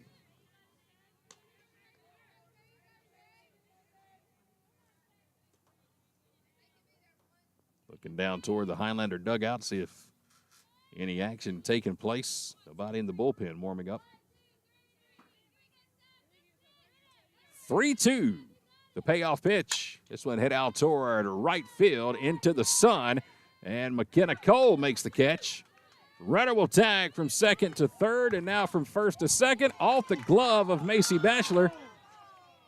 But it doesn't get away far enough for the Hawks to come in and score a run. Gordon actually got a break on that one. That ball hit off of Macy's glove and then hit right off of Adamanis. So the out in right field is the first of the inning. Edwards now 0 for 3 in the ball game. Runners on second and third for the second time today for the Hawks. They had him at second and third in the first, and they left him stranded. As Kate Newman will dig in. Takes the first pitch ball downstairs. Newman grounded to shortstop in the first, reached on an error, and then grounded to shortstop again. Her second at bat was thrown out. Here's the 1-0. Downstairs is 2-0. And now Kaylee missing downstairs, and had to bring Coach Allie Hatterman out of the dugout. On a 2-0 count, she will come out and have a word with Kaylee McDonald. We're in the top of the fifth inning, 1 out.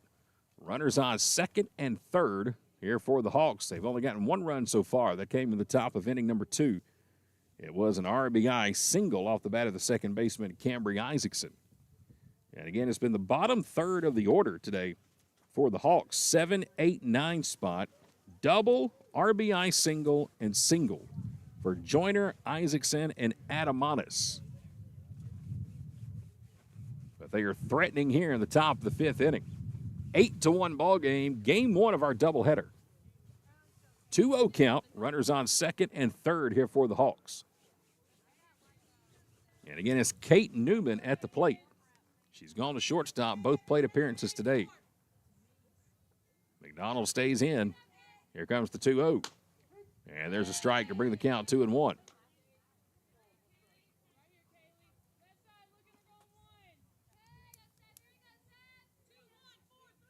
2-1 count to Newman, the right fielder. Here's the pitch. That one's low and outside for ball 3. Trinity Johnson, the first baseman, is on deck. 3-1 count. Kaylee's ready, and here it comes. And she lost her ball 4, and that will load the bases. So Newman will draw the walk with 1 out.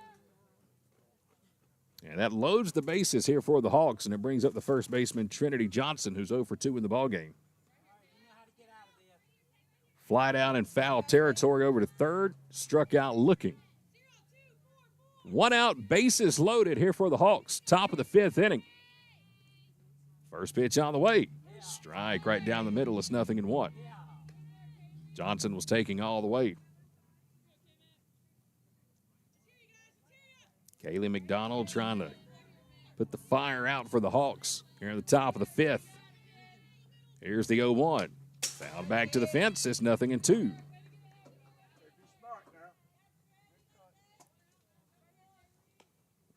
Oh, 2 count for Kaylee McDonald. 2 strikeouts in the ballgame. One of those was against Johnson, who she's facing now.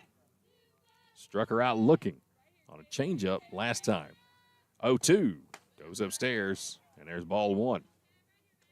No changeup on that one. They're loaded for the Hawks in the fifth. 1 out. Kaylee's ready. Another 1-2. Foul ball down the third base line. It just missed going over the top of the bag. I mean, it couldn't have been more than an inch foul. It almost hooked right over the top of that third base bag. Count remains 1-2. Johnson just missed an RBI base hit. Kaylee's ahead in the count. She's got her sign. She'll rock, and the 1-2. Weakly hit out towards short. Macy Batchelor's got it. Throw to first is not in time as Newman just barely gets back.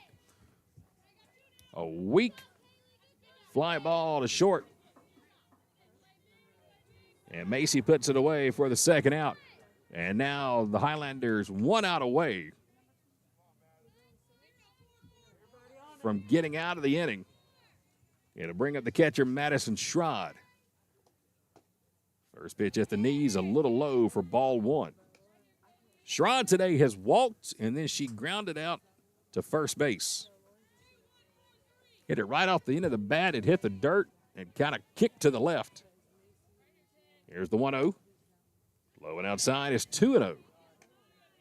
Did not miss by much.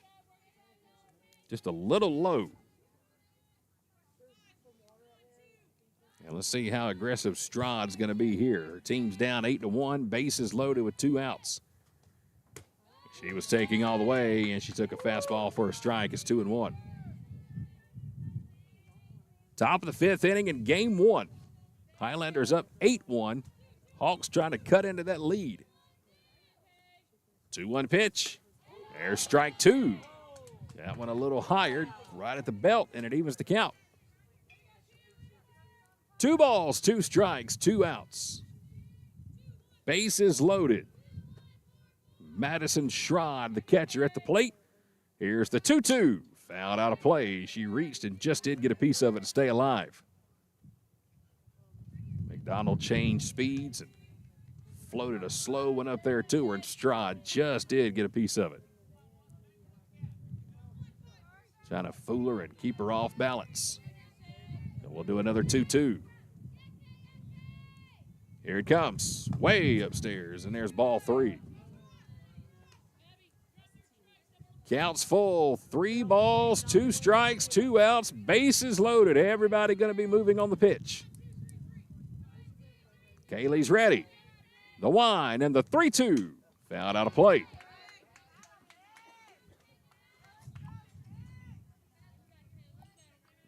Emily Zetmeyer has grabbed her glove and looks like she's getting ready to go toss down in the bullpen for the Highlanders.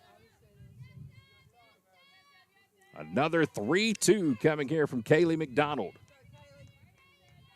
She's ready, and here it comes. Popped up behind home plate and just out of play, right behind us. And we'll see another 3-2.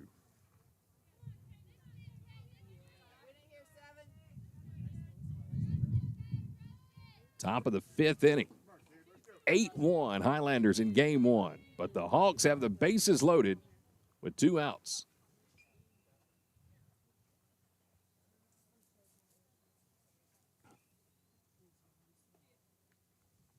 Again, Madison Schrod is at the plate. The catcher, a walk and a ground out to first, but she has fouled off the last 2 pitches. With the full count, nowhere to put her. Bases loaded, 2 outs.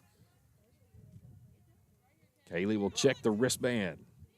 Spins the ball around in her right hand, gets a sign she likes, and here she comes. 3-2, popped up again. This time it'll stay in fair territory. Over toward first, and Faith Southern will put it away. And Kaylee McDonald battles back. Bases loaded, one out. And she's able to keep the Hawks off the scoreboard here in the top of inning number 5. South Georgia State loads the bases, but they leave them stranded as we go to the bottom of the 5th. It's 8-1, Gordon State on top in game 1. Going through a divorce, dealing with custody disputes, or seeking an adoption can take you through a roller coaster of emotions. That's why you need a lawyer that understands family, cares about clients, and knows how to get you through the process. At the Sellers Law Firm, we believe that cases should be handled with dedication, compassion, and integrity. Every case for every client. Our team is here to help you even when you feel like there is nowhere to turn. When you walk through our doors, our goal is to make sure you leave in a better position than when you entered. Give the Sellers Law Firm a call today, where clients become family. Welcome y'all to Buckner's Family Restaurant. Around here, we're nothing fancy, but we are a place where family and friends gather around for some good old Southern joy. Come on over and experience the all-you-can-eat Southern cooking served on one of our Lazy Susan tables. There's something special about enjoying a meal with friends and family. The good times even happen outside our doors as you smile and play games while you wait or pick up a meal for the family from our online ordering and curbside to go. So come on out and bring your family and friends for a true Southern experience at Buckner's Family Restaurant. Bottom of the 5th inning, Highlanders on top 8-1 in game number 1. South Georgia State just left the bases loaded. And now we go to the bottom of inning number 5. Highlanders with 2 in the first, 2 in the second, 2 in the third, and 2 in the fourth. And it's going to be the 9-1-2 spots due up here for Gordon State. At the bottom of the 5th inning, Kara Bishop will lead it off at an RBI single in her last plate appearance, followed by the leadoff batter Lauren Wilcher, and then Macy Batchelor be the first 3 due up. Bishop, Wilcher, Batchelor. First 3 coming up, 9-1-2. And again, Kara is going to be joining us in between games today right here for our next one-on-one. Takes the first pitch strike to lead off the bottom of the 5th. Kara Bishop and Lily Alpo will be here in the broadcast booth joining me. What a fun interview that's going to be.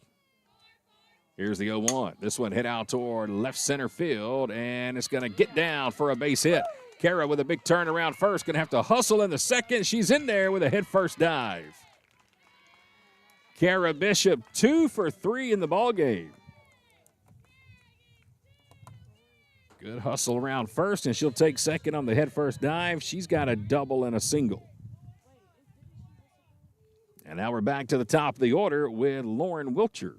1 for 3 in the ballgame. First pitch on the way here to Wilcher is one hopped across the plate for ball 1. Jessica Joyner is pitching for the Hawks. Emily Garrett started the game, but was pulled in the 3rd inning.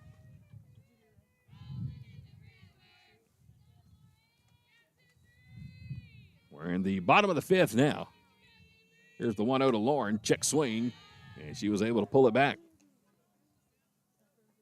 Former Lamar County Trojan, Kara Bishop at second. Former teammate at Lamar County, Lauren Wilcher at the plate. A couple of local ladies here doing some damage. In the 5th, and this one just about hit Lauren. The count's 3-0.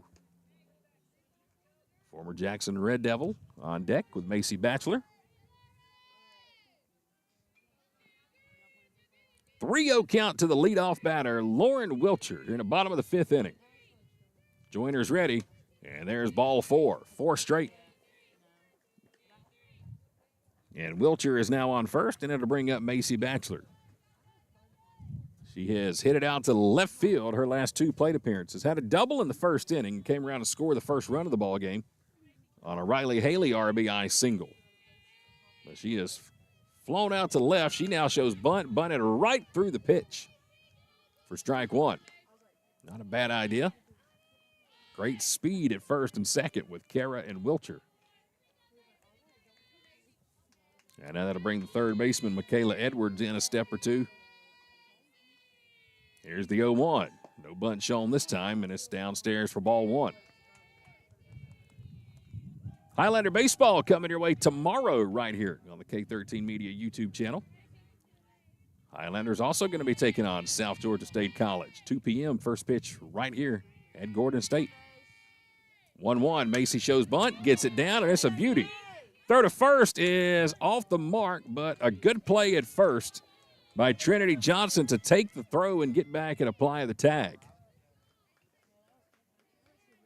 Good footwork, good play down there by Johnson to take the throw and then tag Macy on the run. But Macy does her job, gets down the sack bunt. Yeah, now to put runners at second and third with one out for Riley Haley. First pitch on the way to Riley is upstairs for ball one. RBI single in the bottom of the first inning.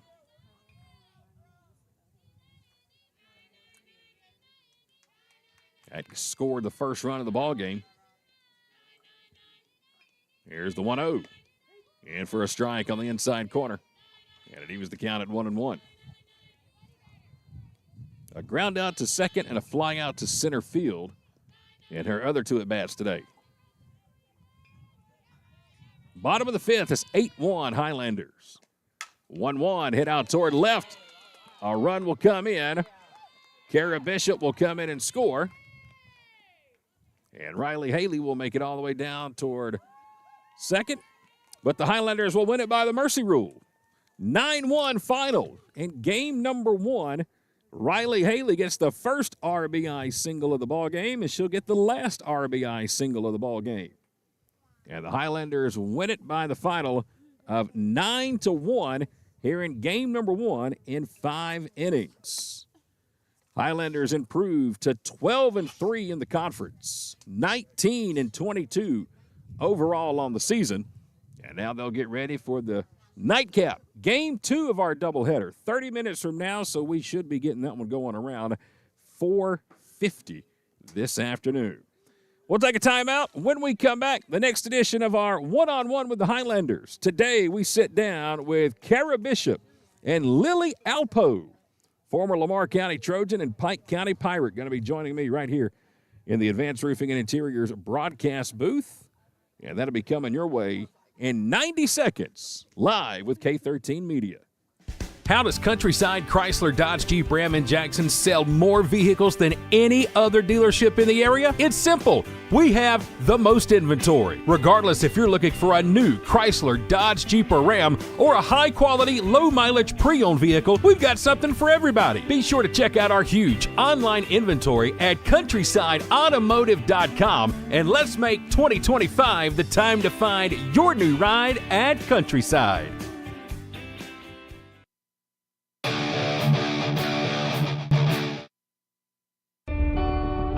Highlanders Forward is more than a rallying cry. It's a way of being.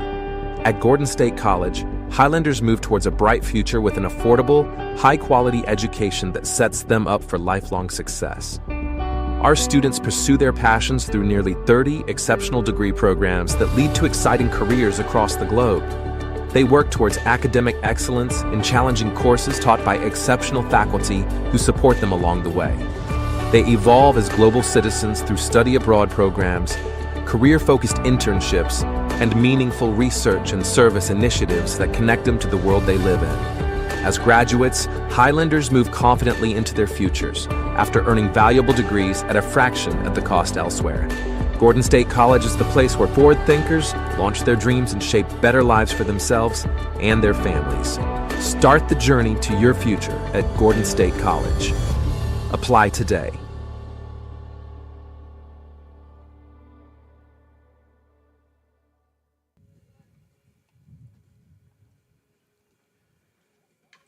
Welcome in, everybody, for the next edition of One-on-One with the Highlanders, presented by Countryside Chrysler Dodge Jeep Ram in Jackson, Georgia. I'm Chad Feltman with K13 Media, joined today by Kara Bishop and Lily Alpo, who are here with us in the Advanced Roofing and Interiors broadcast booth. And I don't know about y'all, but it seems like it's been forever since I've been here for a softball game. It's been like almost a month since we've had a home game. Yes. I don't know about y'all, but it's nice to be home. It's very nice. And we don't even have to go anywhere this weekend.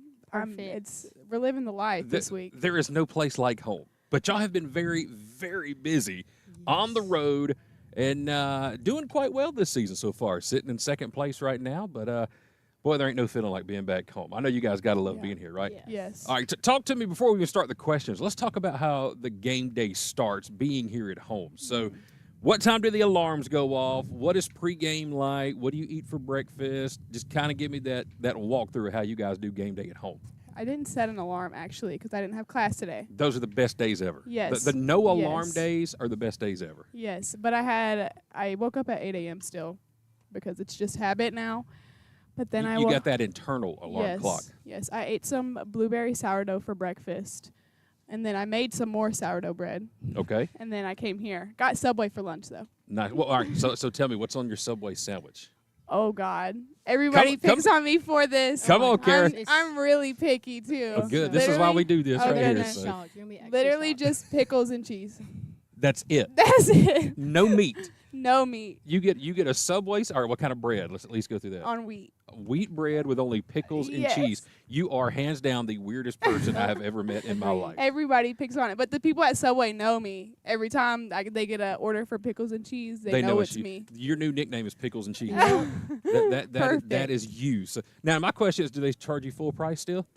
I think so, actually. That's is highway robbery. They used to give me like a discount on it, but then I don't really know what they do anymore. They'll give me like extra cheese, extra pickles, and like. I mean, yeah, for a sub that size, they ought to give you like a whole jar of pickles. Yeah. Goodness gracious, we are off to a fine start with this edition of Meet the Highlander. Lily, how you gonna top that? Pickles and cheese? Anything strange like that for your game day routine? Well, I woke up at like 9:30. I actually on game days I don't eat breakfast at all. Okay. I skip it purposely.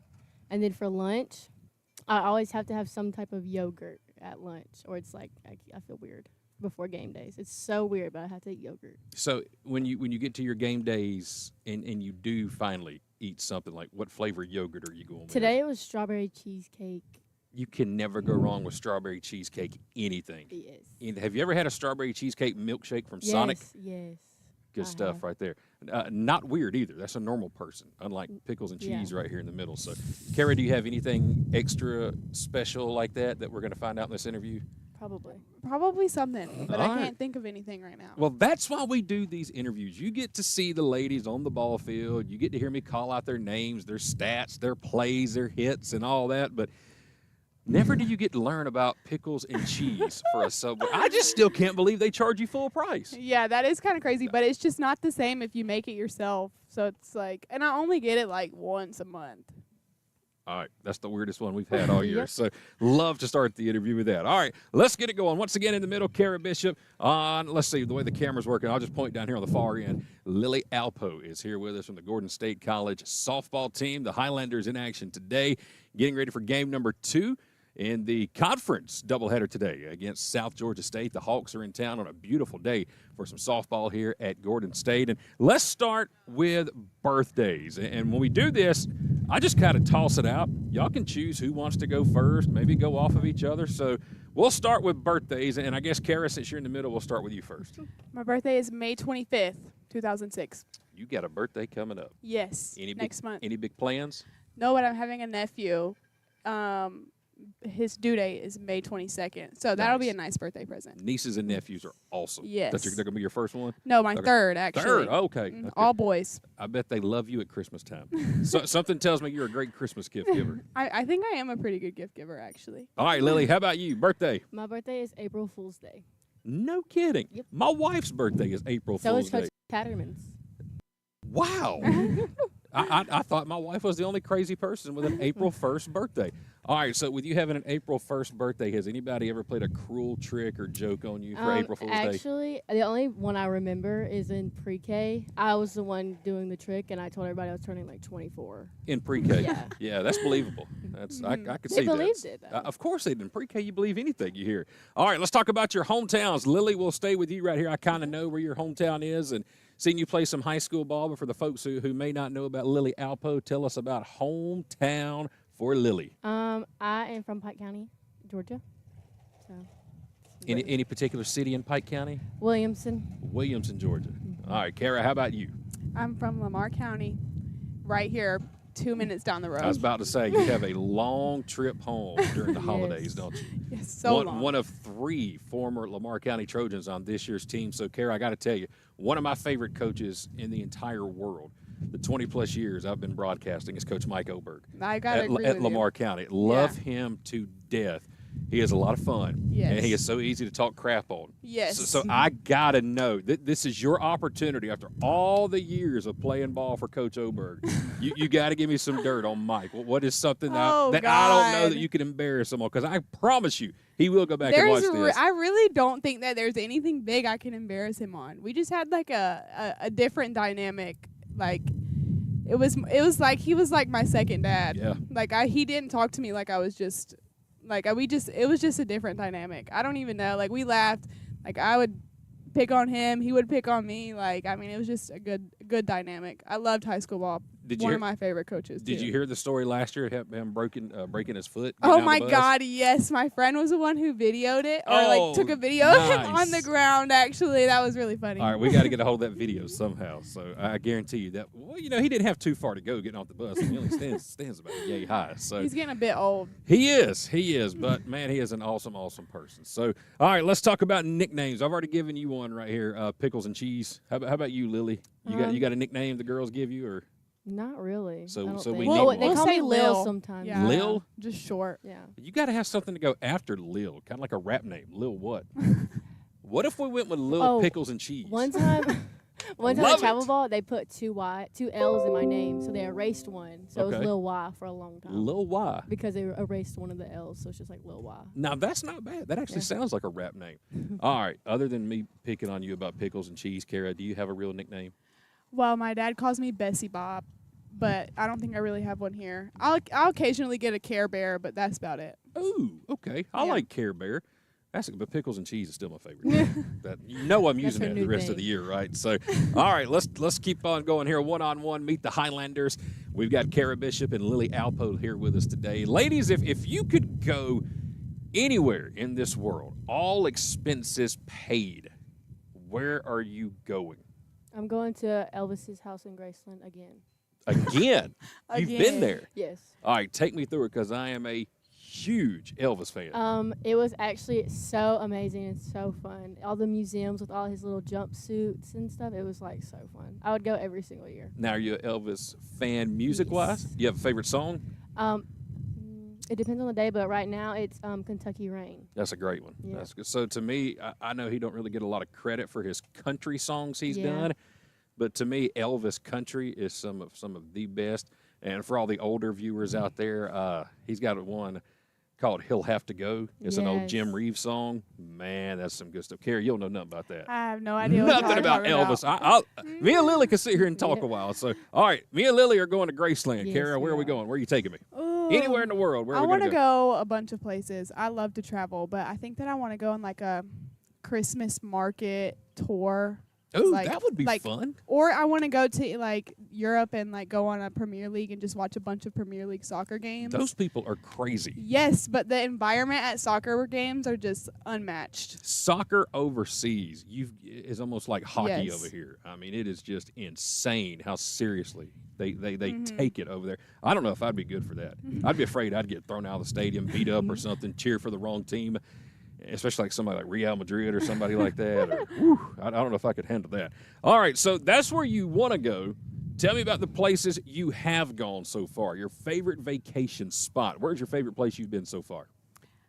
I'll go first. I went to Spain last summer. Nice. For soccer.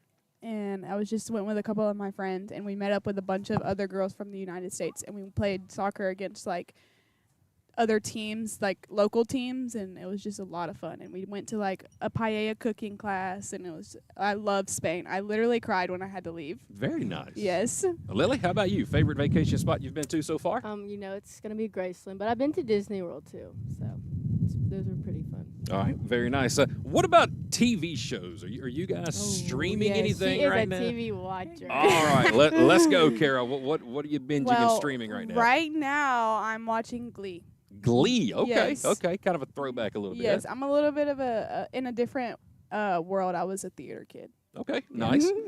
Is that your favorite show? Or No. is that just what you're currently into? Favorite show, Grey's Anatomy by far. Nothing can beat Grey's Anatomy. I've heard that answer 100 times doing these interviews. So, Lily, how about you? I'm currently watching Criminal Minds, so I honestly think anybody's out to kill me right now. So. Criminal Minds is like the greatest show Yes, me and my ever. dad watch it together because he's an investigator and he likes to tell me what they're doing wrong. So, yeah, well, my wife graduated from here at Gordon and in Carrollton at West Georgia with 2 degrees in criminal justice and criminology. That is her favorite shows are those killing shows, the murder mysteries, 48. And we have a joke all the time, like when I piss her off or make her mad, which seems to be quite a bit. Like, so how are you going to Criminal Minds me today is what we call it. I just know I'm going to end up somewhere. I'm hooked on it right So, now. all right, who's your favorite character, Criminal Minds? I'm a huge... Spencer Reed. See, 100%. To me, JJ's just got it going on. Right now, she's just like kind of young. I'm just starting. Just starting? Yeah. Okay. All right. Prentice was pretty cool too. I like Don't Prentice. spoil it. Okay, I won't say anything other than that. So, love Criminal Minds. All right, let's keep it going right here. Something you cannot live without. Oh. Got to have at all times, every day, no matter where you're at. What is it? A Red Bull. Really? Watermelon Red Bull. I drink one every single morning. Okay. I forgot that in my morning routine earlier, but I drink a Red Bull every single morning. If I don't, I'll have a headache. I've never had a watermelon one. That Watermelon's sounds pretty the best good. flavor. So does it give you a huge crash though later on, or No, actually, I don't think caffeine affects me that much, but I think it's because I drink it too much. Okay. So I should probably how many a day, Kara? only one. If I'm having a bad day, I'll go to the gas station and pick up an extra one. But Okay. All right. So watermelon Red Bull to go along with that pickles and cheese sub from Yep. Subway. Lily, how about you? What can you not live without? This is gonna sound so iPad kid, but I can't live without my iPad. Like I need it. I take notes on it, my shows on it. It's just I need it. Gotta have it. All right. Let's talk about your hometowns. So, what is your hometown famous for? Here, I'm Barnesville, Pike County, Okay. Williamson, Carroll. We'll start with you. If you had to tell somebody to come to Lamar County, Georgia, in the city of Barnesville, because what would you tell them? What's the biggest thing about Lamar County, in your opinion? Buggy days. Ooh. Gotta be buggy days. It used to be so much fun, and it's kind of like died down a little bit. But when I was a little girl, like buggy days was the place to be. Like it was so busy, it was so fun. But now it's kind of died down, but it's still fun. It's like a 3-day festival, right? Yes, Okay. yes. I've never been. Really? I know it's crazy. I have We're actually taking you next year. never been to Buggy Days. You need to go. All right, so what would I do? What is it? Just arts and crafts? No, Is it, there's food vendors, a bunch of food vendors, and then there's there's just all kinds of vendors. okay. My favorite thing to get at Buggy Days used to be the candy apples, Oh but man. there was only like one place that sold candy apples last year, and I was kind of upset about it actually. All right, got to get to Buggy Days. It's normally like Septemberish, right? Sometime is it? Yes, later? I think so. Okay, I think all so. right. This year I'm going. I promise. Okay. At least one day. Okay. So Lily, how about you? Pike County. What You know, what are you Pike famous County for? is so small. So there's only probably like 2 things. One would be Greg's Farms peaches. Their ice cream is so good. Okay. And they do strawberries. And then it's like Concord Jubilee. It's like once a year. It's kind of like Buggy Days, but way smaller because Pike is tiny. Isn't there like a Bigfoot festival or something in Molina? Probably. every year? I wouldn't be shocked. That sounds about right. Yeah. All right. Look, I'm all for the peach ice cream and stuff at Greg It's so Farms. good. I've never even heard of Greg Farms, It's but you so got me good. at ice cream and stuff like that. So, It's so good. man, I'm learning so much here. Kara Bishop in the middle, Lily Alpo on the far end, one-on-one with the Highlanders, presented by Countryside Chrysler, Dodge Jeep Ram in Jackson. All right, favorite band or musician? What kind of music do y'all like? You know I like Elvis, so. I'm just loving Lily. Lily's just. I know you're not supposed to have favorites, and Kara, Elvis I'm sorry, fanatic, but it's I'm a fine. huge Elvis fan. So, all I'm right, not mad about it. thank you. Thank you. I think that my favorite. I really like R&B. Okay. I don't listen to a lot of rap or country music, but I really like SZA. SZA's probably my favorite by far.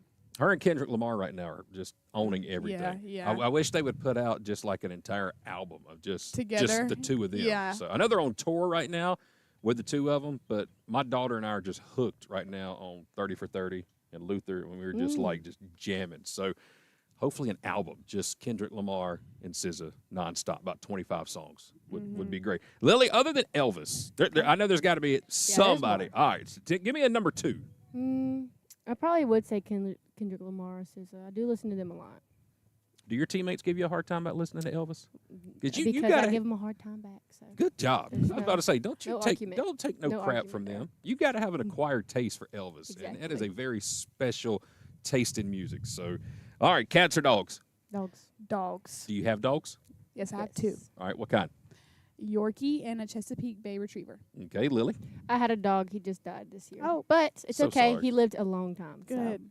he lived a long time. Lived He a was a full little life. toy poodle. And then we had a Great Pyrenees for a little bit, but we gave her to a farm because she just get too big. Those are big dogs. Yeah, she was huge. She Huge. I was part of a Great Pyrenees rescue.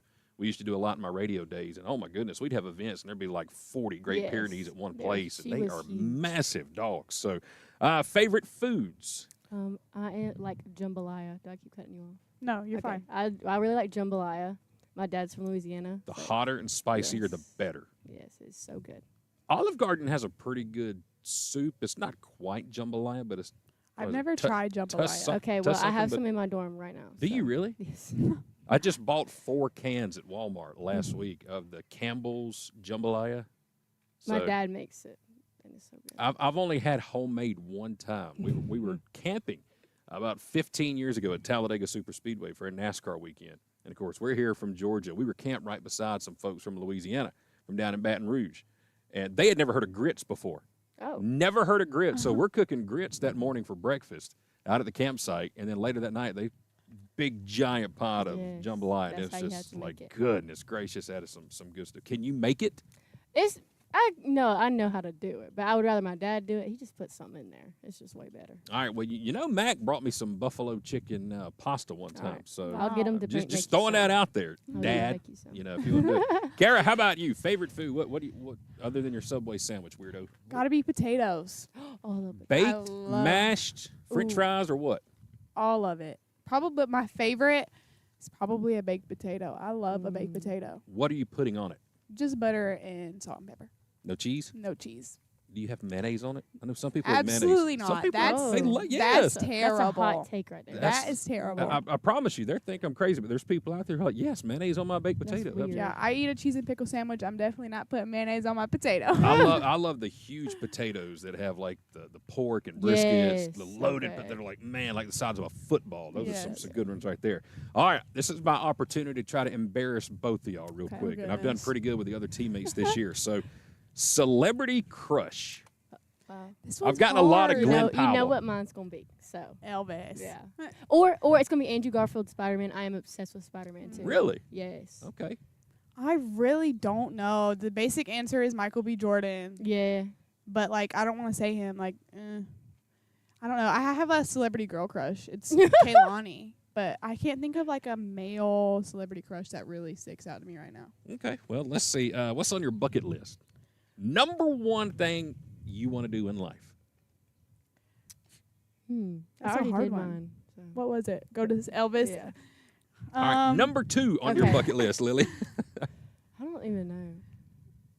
I get a lot Mine of, has got to be like to visit 100 different countries. Or Oh, something like yeah. That's that. pretty cool. Yeah, like something like that. I for want to sure. ride that Spider-Man ride at Universal. Actually, I've never gone to I Universal haven't or either. Disney World. So I really want to go to Universal. My daughter just got back from there 2 weeks ago. That's so Said fun. she loved it. They went down to SeaWorld and maybe it was Oh. SeaWorld. I think which one's in Orlando? I don't remember. She was in Orlando. God, you would think Alvin knows. Such Yeah. a terrible dad. I know she had a good time and she came back home safe though. Good. They went to NASA too. That's the fun. Space Center. So That's fun. but they didn't see Katy Perry fake a lift off to space. That's a conversation for another day. That's funny. Favorite high school memory? I know that with both of y'all being in small towns like Pike County and Yeah. Lamar County, there has got to be some kind of, I don't even know if we can share it. Maybe this is all fair, but what sticks out about high school? And it doesn't necessarily have to be on the field or softball. Was it just something about high school that like, man, that is something I'll never forget? My sophomore year, every single day, we all my friends, literally we had the biggest like friend group in high school, and sophomore year was the best year. And everybody would meet up in the parking lot, and it would be like me and my friends, and we were in the car ready to go, but then like everybody else would like gather around, and we'd have like question of the days, and we would Okay. just talk. We used to get in trouble for hanging out in the parking lot too long and like being loud and having a good time. But I mean, it's just every day, everybody was looking forward to it when you got out of school. everybody wanted to go to the car and ask the question of the day. It was just so fun. Something you'd only find in a small town. Yes. Lily, how about you? Pike County. Mine was definitely all right. Mine is kind of softball related, but not really. But we would go out to eat before games, and it would just be so fun. Like I was a young kid, so I always had to get a ride, and it was always Maddie was my ride. So we'd always just kind of meet up, and then we just got really close, and we would in hotel rooms. Like you just go into everybody's one room. You were there till like 1 in the morning, and we get in trouble because we're just supposed to be asleep, and it was just so fun. That's how it's supposed to be, though. Have a lot of fun. All right, biggest pet peeves. What drives you crazy? Smacking. Yes, Kara. Oh my God! If somebody is smacking, I could probably smack them in the face. Like, wow! Like the anger that I have when somebody is smacking, I'm like, oh my God! Like it makes me like want to rage. Wow!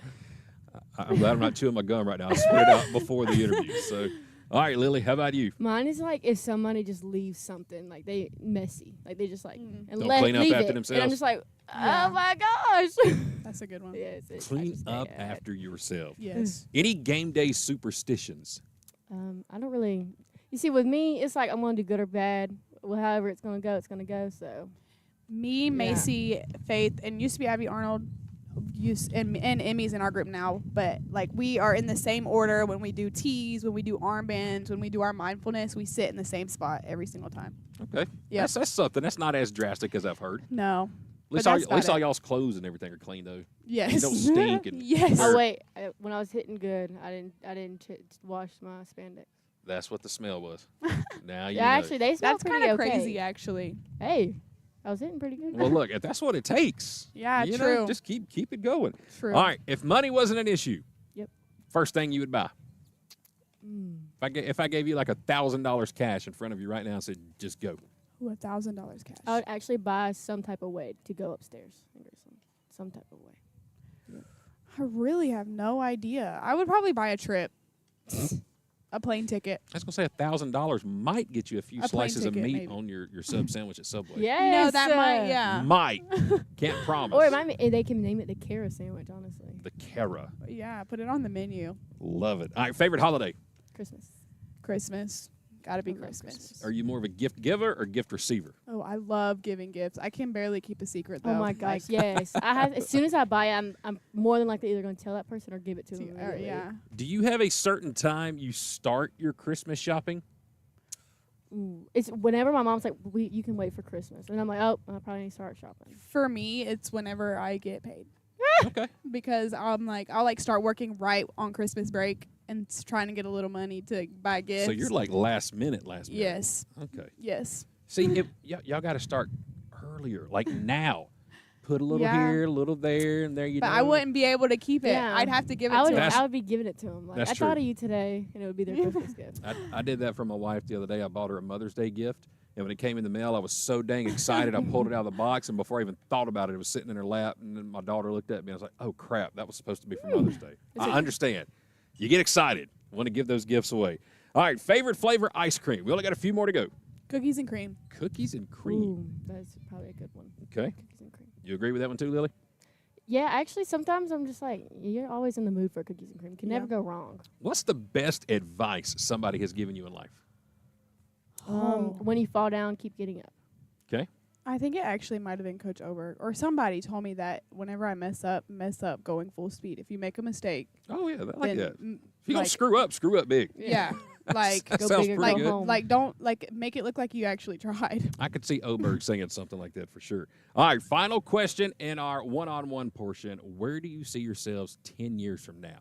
Hopefully in a pediatric unit in a hospital, nursing. Very nice. Yes, Kara? I'd say I want to think nursing some form of nursing. Yeah. I've been leaning towards pediatrics, but I don't really For know. Lily, I was thinking like tour guide or something in Graceland. Okay, the thing about I saw those tours, they just look miserable. Because I would be miserable too. I mean, you can't even enjoy it. Well, You're just same working thing all over day. and Yeah. the same tour Yeah, over you're just and working over. all day. So All right, well, we've got a couple of pediatric nurses here. Yes, That'd be we just awesome. got into Yeah, the we nursing got it. program actually. Congratulations. Yeah. thank you. That's awesome. We'll Very be in good. the nursing program next year. Mhm. Playing softball might be a little difficult. Yeah, but you we might can see do us it. with tears in our eyes right about now. But Be all right. All right, let's wrap it up with our team superlatives. 'Kay. First name that comes to your mind okay. when I give you a category. Here we go. Class clown. Ooh, Emmy. Emmy's pretty funny sometimes. I think maybe Riley. All right. Best dressed. See, I'm thinking about that. We only see each other in this. Yeah. Really? Yeah. I definitely only see them in their softball uniforms. Okay. I would probably say Kaylee. I live with Kaylee, and I she literally does have have no some cute idea. outfits sometimes. Kaylee's gotten that answer a lot this season. I have no idea. Okay. All right. Biggest flirt. Katie. Katie. Best teammate. Favorite teammate. Mine's, Tara, Macy. It's only the people I'm around with a Yes. lot because I'm not really with the catchers and pitchers. I love so- Abby Arnold. Yes, Love love Abby her. Arnold. Love her. Everybody loves Abby. Yes. All right. Most accident prone. Probably me. Actually, me, because I actually stubbed my toe on the way to class, Yeah, and she I had to face planted on the way to I class. actually Saturday. had to Oh, go get it no. wrapped up because it was bleeding for like 3 days. Who's going to sleep through an earthquake or a tornado or an emergency? Ooh. Probably me. I think Or Riley. Abby. No, I Abby, think you Riley. cannot wake Abby up. I live Which with her. Abby? Abby Havard. Okay. I have to, if she's sleeping, you got to bang on her door and act like there's like a shooter in there because she's not Riley getting is up. sleeping every time on the bus. She's Yeah. never awake on the bus. Kick the door down Yes. for Abby if there's an emergency. Yes. Who's most likely to get the cops called on the team? Ooh. Oh. Probably anyone in that. Katie. Yeah. Katie's room. In that room, yeah. Most I likely. don't know. Maybe Macy actually. Oh, yeah. Actually, I forgot Actually, about maybe Macy. Yeah, Macy. Really? Yes, Yeah. Macy. I forgot would have about her. never guessed that about Macy. She's always seemed to me like the quiet, shy Oh. type. Not really? Okay. She's not. The thing about her, she doesn't have fear. She just goes. Like, Yeah. She just does it. Good to know about Macy. All right, couple more. Most likely to be the first female president for your softball team. Who would it be? Probably Abby Havard. I would say none of them. Nobody from the softball team is going to be president. All right. And if one day you guys come out here, Coach Allie has a flat tire, she can't make it. Coach Nikki's stuck in that big traffic in Crawford County. You know how it is down there in Roberta. Who's coaching the team? Abby Haver. Abby Havard. We actually already Havard. had that plan because they almost both got tossed the other day. Yes. So Oh, we really? had to. Yes. Yep. It was really bad. And so At our plan was Highlands. Kara's mom was going to sit in the dugout and she was going to be our coach. Backup plan yeah. is ready to go. Yeah. All right. Well, there you go. If I have to come off the broadcast one day, I'll have to come in there and save it. So those are my questions. Now, it's your turn. Any questions for me before we wrap up our one-on-one? Ooh. I should have prepared Oh, some. who is, what kind of interview is your favorite interview? My favorite Yeah. interview? Yeah. Your favorite interview of your career? Yeah, what was your favorite Oh, one? wow. Of my career. That is a tough one. Yeah. Oh, I know what it is. So back in 2007, were y'all even born yet? Yes. 1 year 2007? old. Yes, we were one. That was the first time I ever went to Sanford Stadium for a University of Georgia game. But I did not go as a fan. I went as a member of the media. I was working with the newspaper down in LaGrange, and I was up there covering an assignment for a kid who was from LaGrange High School who was now playing for UGA football. Well, after the game, I'm sitting up there in the press box, and again, this is my first time. I walked like 3 miles to get to the stadium, and I had on dress shoes. They were just slap worn out by the time I was done. Like I had to throw them away when I got in my car to go back home. So I'm sitting there, everything's done, and before I go walk down for the media availability in the locker rooms, the press box clears out, and I thought I'm up there all by myself. I got my laptop, and all of a sudden I hear somebody walking, and coming up down there's 50 tables in this little cafeteria area up there. This guy comes and sits right across from me, and it just so happens to be my idol in life, Larry Munson. Whoa. And it's just me and Larry Munson, and I'm like, shaking like, oh my God, this is why I got in broadcasting. This is my Elvis, Yes. and it's just the two of us, and I'm looking around like, are you kidding me? He comes and sits right up, and he sticks his hands out and says, hey, son, I'm Larry Munson. And I'm sitting there just shaking. I mean, this is like the coolest day of my life. We talked for like 25 minutes and never talked about football. Not is so one football call. We talked about fishing. We talked about all kind of stuff. And that was just like the coolest day of my life. To Yeah. get to meet, not just your hero. So coolest. It wasn't necessarily an interview, but a one-on-one impromptu with Larry Munson, just the two of us sharing a Coke in That's the press pretty box cool. at Sanford Stadium. Yeah. My first time out in the member of the media, something I'll never forget. So it was all downhill after that. Everything's just sunk since then. So I'm just kidding. All right, listen, great interview. Thank y'all so much for joining me. Kara Bishop and Lily Alpo, former Lamar County Trojan, former Pike County Pirate, right here with us today. A lot of fun with these interviews. And ladies, thank y'all so much for coming by. I learned a lot about you. And Kara, you're not the only weirdo I've ever interviewed, so thank you're God. all good. So put a little meat on that thing, all right? Ooh, I don't think I ever will. Pickles and cheese. That's all she's ever. I'm And a gonna Red get Bull. Subway to make that your sandwich. And a watermelon Red Bull. That's it. So thank you for tuning in. We got a quick break coming up, and when we come back, we should be ready for the starting lineups and the first pitch, game number 2 here today at Gordon State College, live with K13 Media.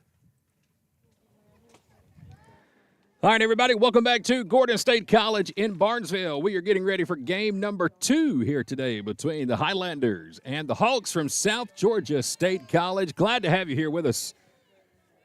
As the Highlanders took the first one today, 9-1 in 5 innings, and we are underway for game number 2. First pitch at 4:55 this afternoon, and your first pitch is being presented by Clayton Appliances. For all of your appliance needs, be sure to stop by Clayton Appliances, serving the Coweta and the Fayette County areas. That's Clayton Appliances. Michaela Edwards, the third baseman, leading it off here in game number 2, facing Riley Haley, who will be doing the starting pitching for the Highlanders. And it's going to be a fly ball to center, and one up, one down, as Lauren Welcher quickly comes in to squeeze the first out in game number 2. Again, Highlanders win the first one today, 9-1 in 5 innings. Highlanders got 2 in the first, 2 in the second, 2 in the third, 2 in the fourth, and then 1 in the bottom of the 5th. Another fly ball, straightaway center field. And once again, Lauren Wiltshire is there to put it away off the bat of Kate Newman. So 2 up, 2 down, and 2 weekly hit fly balls to center field. Coming up in the bottom of the first inning, we'll give you our player of the game from game number 1 for the Highlanders. Presented by Mama's Kitchen right here in Barnesville as Jessica Joyner digs in. And she'll take a first pitch ball upstairs. Riley Haley again pitching here in game number 2. Kaylee McDonald went all 5 innings in game number 1 today. 23rd appearance of the season here for Haley. This one's fouled out of play, brings the count to 1-1. Enters this game with an overall record, 8 wins and 10 losses, a 4.47 ERA. Again, 23rd appearance of the season, 98 2/3 innings worth of work this season. She's got 60 strikeouts. Working on number 61 as Joyner chased one upstairs to bring the count to a ball and 2 strikes. 1 ball, 2 strikes, 2 outs. Nobody on top of the first, game 2. Jessica Joyner at the plate. Haley ahead 1-2. And this one's popped up behind home plate. Anna Baldwin is the catcher in game 2. Joni Littlejohn down at third. Macy Batchelor is at shortstop. Kara Bishop back at second. Abby Havard is over at first here in game number 2 today. Katie Lemons is out in left. Wiltshire is in center. As this one is hit down the left field line. Long run and just out of the reach of Katie Lemons. And Lily Alpo will round out the defense here for the Highlanders today in right field. 1 ball, 2 strikes. 2 down in the top of the first inning. Hawks got 1 in the second in game 1, and that was it. They left runners stranded at second and third in the first and the fourth, and left bases loaded in the 5th. So they had runners on, just could not bring them around. With the win, the Highlanders improved to 12-3 in the conference play. 19-22 overall on the season. And I believe after we're done today, just one more home game here for the Highlanders next Saturday, the 26th of April. We'll wrap up our regular season. Yep, that is correct. Just 4 more games total after today. Highlanders will play 2 at Georgia Military on Wednesday. And then right back here on the 26th to wrap up the regular season against Andrew College. 2-2 count to Jessica Joyner, shortstop for the Hawks. Haley looking for her first strikeout. Low and inside, there's ball 3. That showdown on Wednesday will determine the number 1 seed for the conference tournament. Right now, Georgia Military is sitting at 13-1. We're 11-3. 3-2, slap foul down the third base line. Those games on Wednesday will take place at 4 p.m. and 6 p.m. in Milledgeville. And then we'll be right back here to wrap up the regular season. 1 p.m. and 3 p.m. Saturday the 26th. 3-2, swing and a miss. And Riley Haley has her first strikeout of the ball game. It's a 3-up, 3-down inning here for the Highlanders. Great start to game number 2 here for Gordon State, as the Highlanders will now come to bat in the bottom of inning number 1. Let's tell you how the Highlanders will come to the plate in the second game. Lauren Wiltshire, she will lead it off once again, followed by the shortstop Macy Batchelor. Riley Haley will bat third. 4, 5, and 6, Lily Alpo, Abby Havard, Kaylee McDonald, 7, 8, 9, Joni Littlejohn, Anna Baldwin, and Kara Bishop will be the starting 9 here in game number 2 for Gordon State. Again, 9-1 victory in the first game, getting closer to back to 500 on the season. It's been the record just really doesn't show the tough competition this team has played this season, non-conference. Nationally ranked teams, tournaments all over the Southeast, games in North Carolina, Alabama. They've played them tough. Been a lot of one-run games this season, a lot of games that have just slipped away and last at bats and walk-offs. But what matters right now is conference play, and we're sitting 12-3 going into the final week and a half of the regular season, trying to get to Locust Grove for the conference tournament that'll take place at Strong Rock Christian School, first week of May. Kate Newman will be the pitcher, number 3. And leading it off will be Lauren Wiltshire. Lauren had an RBI single in game number 1 and hacks at the first pitch here. And her first at bat of game 2. A ground out, a fly out, a walk, and an RBI single. And she'll lead off the bottom of the first inning. 0-1, slapped out toward short on 2 hops. Joyner with a strong throw to first. In time will retire Lauren Wiltshire. So 1 up and 1 down as Macy Batchelor gets ready to dig into the box. All right, as promised, player of the game from game number 1 earlier today. Congratulations going out to Faith Southern, 3 for 3 in the ball game. An RBI single, an RBI double, and a 2-run single. Perfect day at the plate for Faith. 3 for 3 with 4 RBIs. So Faith Southern, our player of the game from game number 1, presented by Mama's Kitchen in Barnesville. Macy slaps this one to third, but right to the third baseman, Michaela Edwards, who will send it over to first in time for out number 2. So a couple of quick ground outs to the left side of the infield, and it'll bring up Riley Haley. Riley had a good first game. She was 2 for 4, 2 RBI singles. And she'll send this one out toward the gap in right center. Long, long run, but the catch is made by Grace Adamanis. And it's a 3-up, 3-down inning here for the Highlanders. Quickly through 1, no score in game number 2. Highlanders Forward is more than a rallying cry. It's a way of being.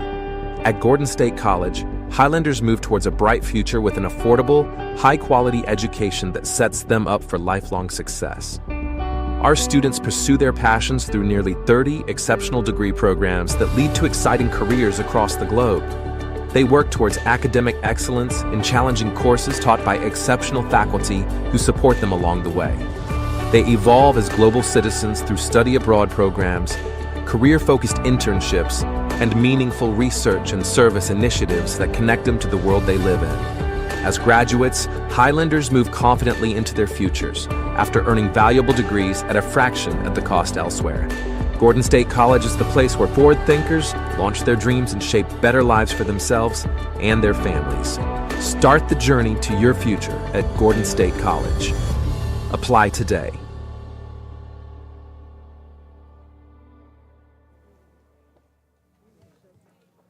1-2-3 first for both teams. Quickly takes us to the top of inning number 2. It'll be the heart of the order here for the Hawks. 4, 5, and 6. Savannah Gaumont will lead it off, the first baseman. First pitch on the way to her is upstairs around the letters, and there's a ball one. It'll be Gomet, Adamanis, and Irby. 4, 5, and 6 facing Riley Haley. A couple of flyouts and a strikeout. In the top of the first inning for South Georgia, who dropped to 3-12 in conference play with the loss in game one, 14-29 overall on the season. They'll also be in action coming up on Wednesday for their next doubleheader. 2-0 slap foul over toward the left into the dugout for the Hawks. They will be at home taking on Andrew College Wednesday afternoon at 1 p.m. and 3 p.m. And, man, it has been a tough season for Andrew College so far this year. 0-14 in the conference, 0-33 overall. Here's the 2-1. Hit off the fist, shallow left field. Wilcher had her played perfectly. And that's the third fly out to center field already for Lauren Wilcher. 3 of the 4 outs have gone her way as the wind starts to pick up here in the top of inning number 2. We made it up to 71 degrees. Nice day here at the ballpark. Not a cloud in the sky. First pitch here is hit out toward right center field. Long run for Wilcher. She makes the catch on the warning track. Lauren Wilcher putting on a defensive clinic here in game number 2. She started in left center, ended on the track in right center, out there in the power alley, and makes the catch, makes it look easy. So 2 up, 2 down, and here comes the center fielder, Zoe Irby, with nobody on. And the top of inning number 2. First pitch on the way, found back toward us, and it's 0-1. So a quick update from game number 1. In the first inning, we thought Macy Bachelor, the shortstop, got injured on a stolen base attempt. Turns out she ripped her pants and had to change pants. That's why she came out of game number 1. Thanks to the confidential information from her twin sister, Maddie, sitting here beside us in the broadcast booth. How strange is that? I thought she got hurt trying to make a tag on a stolen base. I thought she touched some cleats to her forearm. Instead, she took cleats to her pants. Lazy fly ball out to left. Katie Lemons will put it away, and it's another easy 1-2-3 inning. Riley Haley, 6 up, 6 down, no score as we go to the bottom of inning number 2 in game number 2 here at Gordon State College. Spring is coming, and Countryside Mower in downtown Jackson is ready. We are the area's newest home for Gravely and Aaron's zero-turn mowers. Commercial or residential, we have over 200 brand new models in stock ready for delivery today. 0% financing and monthly payments starting under $100 per month are available with approved credit. See all of our models online at countrysidemower.com or come see them in person. Monday through Saturday, next to Piggly Wiggly in downtown Jackson. Welcome y'all to Buckner's Family Restaurant. Around here, we're nothing fancy, but we are a place where family and friends gather around for some good old Southern joy. Come on over and experience the all-you-can-eat Southern cooking served on one of our Lazy Susan tables. There's something special about enjoying a meal with friends and family. The good times even happen outside our doors as you smile and play games while you wait or pick up a meal for the family from our online ordering and curbside to go. So come on out and bring your family and friends for a true Southern experience at Buckner's Family Restaurant. Lily Alpo will lead off the bottom of the second. Here for the Highlanders, no score. First pitch swinging, fouls it out of play off to the right for strike 1. In game number 1 today, Lily was 2 for 3, had a couple of singles. Again, our player of the game, congratulations to Faith Southern. 3 for 3 with 4 RBIs at the plate. As Newman misses upstairs for ball 1, brings the count to a ball and a strike. Lauren Slaughter's in left. Zoe Irby is in center. Grace Adamanis is in right field. 1-1's upstairs is 2-1. Michaela Edwards at third. Jessica Joyner's at shortstop. Cambry Isaacson is at second. Savannah Gomet is at first. Madison Martin behind the plate. And again in the circle pitching is Kate Newman. 2-1 slapped out towards second on 3 hops. It's going to get down as an error. Now an error on the throw. And Lily with a big turnaround first is going to get into second. Somebody go buy that girl a lottery ticket when we leave here tonight. Gobbett dropped the ball at first.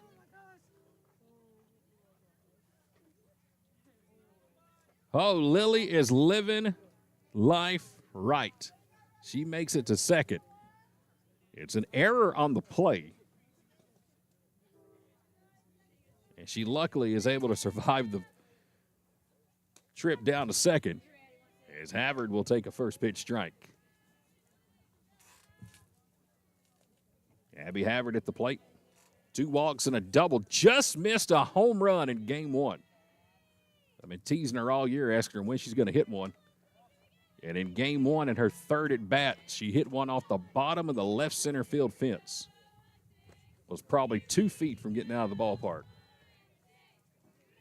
RBI opportunity here in the bottom of the second. And there's a ball high and outside to Abby Havard. Lily Alpo, the base runner at second. Kaylee McDonald in the on-deck circle. Nobody out, 2-1 count. Here it comes. And there's ball 3 outside.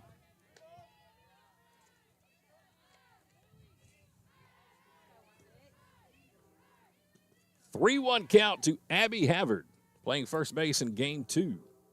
Sends this one out to the gap in right center. Lily Alpo will come in and score from second. And Abby Havard has the first base hit and run knocked into the ballgame. It's an RBI double for Abby Havard. Highlanders jump out as they score first here in game number 2 to make it 1-0. And it'll bring up Kaylee McDonald. First pitch in there for a strike. Kaylee batting .364 on the season, 4 RBIs, 8 base hits. Takes a 0-1 pitch in there for strike 2. Not a lot of plate appearances this season. And she does have 8 hits. Here's the 0-2. High and outside, and there's ball 1. 22 at-bats on the season.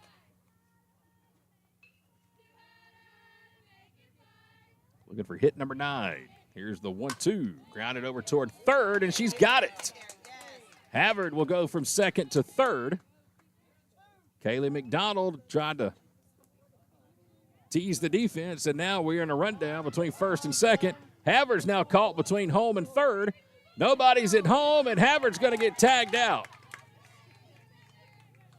Well, the Highlanders try the trick play where Kaylee just hangs out between first and second, but a good heads-up play by the Hawks as they get Havard caught between third base and home. So McDonald will get credit for the single,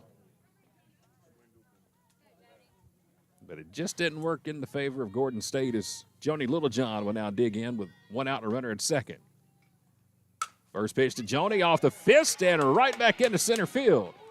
Kaylee McDonald held up at third. Joni will take second on the throw back into the infield. Joni Littlejohn with a 1-out single to straightaway center.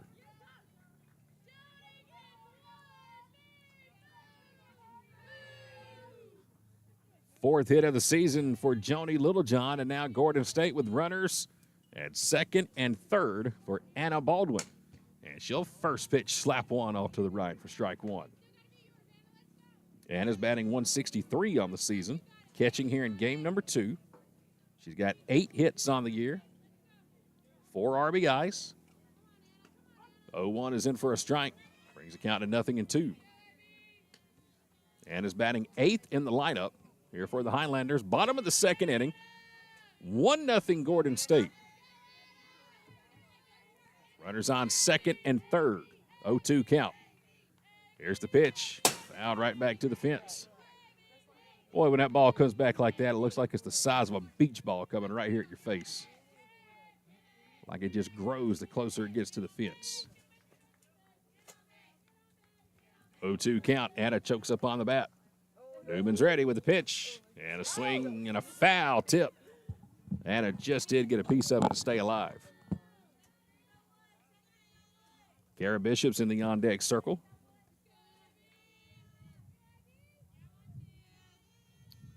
Another 0-2. Check swing, and she went around. And there's a strikeout for Newman. That's her first strikeout of the ball game, and it brings us to the bottom of the order with a former Lamar County Trojan who said her favorite sub sandwich is a pickle and cheese sandwich from Subway on wheat bread. Fouls this one out of play for strike one. No meat on the sandwich, just straight pickles and cheese. I think that nickname ought to stick with her. Just pickles and cheese. She needs a tag team partner, though. Here's the 0-1. Popped up. Going to stay in play. Foul territory, and it'll be caught by the catcher, Madison Martin. So the Highlanders will strand a couple, but they get one. An RBI double by the first baseman, Abby Havard, gives the Highlanders a 1-0 lead as we go to the top of inning number 3. Welcome y'all to Buckner's Family Restaurant. Around here, we're nothing fancy, but we are a place where family and friends gather around for some good old Southern joy. Come on over and experience the all-you-can-eat Southern cooking served on one of our Lazy Susan tables. There's something special about enjoying a meal with friends and family. The good times even happen outside our doors as you smile and play games while you wait or pick up a meal for the family from our online ordering and curbside to go. So come on out and bring your family and friends for a true Southern experience at Buckner's Family Restaurant. Spring is coming, and Countryside Mower in downtown Jackson is ready. We are the area's newest home for Gravely and Aaron's zero-turn mowers. Commercial or residential, we have over 200 brand new models in stock ready for delivery today. 0% financing and monthly payments starting under $100 per month are available with approved credit. See all of our models online at countrysidemower.com or come see them in person. Monday through Saturday, next to Piggly Wiggly in downtown Jackson. Here we go to the top of inning number 3. Highlanders on top 1-0 thanks to an RBI double off the bat of Abby Havard. It'll be the bottom third of the order here for the Hawks, 7, 8, 9. Left fielder Lauren Slaughter will lead it off, and she'll swing through the first pitch. And it's 0-1. Lauren Slaughter, Madison Martin, Cambry Isaacson. First 3 due up, facing Riley Haley. Here's the 0-1. Grounded to third on one hop. Joni Littlejohn with plenty of time. Strong throw, and it's 7 up, 7 down here for the Highlanders defense. Hey, let's welcome you inside the Advanced Roofing and Interiors broadcast booth. And look who I got here with me. Why is she not out in center field? Abby Arnold is here with me this afternoon. And I hate to see you right here, but it's good to see you. I wish you were out there in center, but me and you both. You can't play, Abby. I see this sling around your arm. What in the world happened to you? We were playing at Wallace Dothan, and I was going back over my left shoulder for a ball, decided to dive for it, then decided not to, then kind of tripped and ended up falling into the fence. And when I hit the fence, my elbow dislocated. I fractured my arm in 2 places, and I tore some ligaments in there. See, that's what happens when you go to Dothan, Alabama. Right. I was 4 hours from home. Exactly. Crazy stuff. As Madison Martin swings through this one to bring the count to 2-1. Well, your replacement out there in center field today has done pretty good in game 2. Yes. Lauren Wilcher's been pretty busy. She has. I'm very proud of her. She's so fast. She runs down everything. Here's strike 2 to even the count at 2 balls and 2 strikes. We're in the top of the third inning. Highlanders on top 1-0. 1 out, nobody on base. The catcher, Madison Martin, at the plate facing Riley Haley. And this one's hit out toward left center. And once again, Lauren Wilcher makes another catch. Now, does she do it as good as Abby Arnold would have done it out there? That's what I want to know. No comment. We got 2 great center fielders here at Gordon State, but hate to see you in the sling of her. So what's the plan? Is surgery involved? I would assume you're out for the year, rest of the year. Definitely out for the rest of the season. I was blessed. I do not have to have surgery, I just have to get these fractures healed up and get into physical therapy as quick as I can so that I can avoid stiffness and get my mobility back in it. Well, thankfully it wasn't your throwing arm. Yes. Is that the hand you write with? Or No. Okay. Thank goodness, because I'm already struggling to function. Here's another fly ball to center. And once again, Lauren Wilcher makes the catch. Another 1-2-3 inning. 9 up, 9 down. Riley Haley is rolling for the Highlanders here in game number 2. Let's welcome you back once again. I'm Chad Feltman with K13 Media. That is Abby Arnold with the sunglasses. I believe Dr. Moore is in here with us. She's back there with the shades on, too, the athletic director here at Gordon State College. Let me fix this real quick. You've been saying you want to do this for a long time, so Yes. you're finally here. You want to just take over the rest of the game? No. You got it. I just want to talk to you. Oh, okay. What do you want to talk about? I don't know. We got this whole platform right here. So Braves lost today. I'm not happy about that. Oh. So. I got a funny story. Oh, I love stories. Yes. Come on, Abby Arnold. Bring Y'all me the probably stories. don't know this, but when you're in the batter's box, you can hear Chad back here, but only when you're doing bad. I swear. You're doing bad. If I will never hear him when I am 5 for 5, but when I'm 0 for 5. Wait a minute. You ain't never gone 5 Okay, for 5. all right. Come on. Don't try to throw this You on get me. what I'm trying to say, but when you're 0 for 5, you'll step in the box. Here comes Abby Arnold. She's 0 for 5 on the day. I'm like, all right, Chad, come on. Well, quit going 0 for 5. Not trying Hey, to. I only bring the facts and the stats, okay?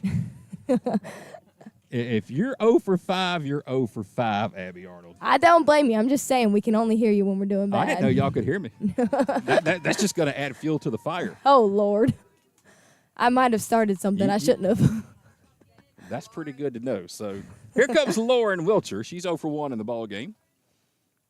And now she's going to be 1 for 2. First pitch out to center field. And a leadoff single here in the bottom of the 3rd inning. How many putouts? Let's see. 1, 2, 3, 4, 5, 6. 6 out of the 9 outs defensively have been fly balls to Lauren Wilcher here in the ball game. Macy Batchelor will come to the plate. Her twin sister, Maddie's my favorite Batchelor, if she can hear. So Wilcher takes off. Throw to second is off the mark. And it's a stolen base for Lauren. Maddie, did you hear me say that? Okay, thank you, Maddie.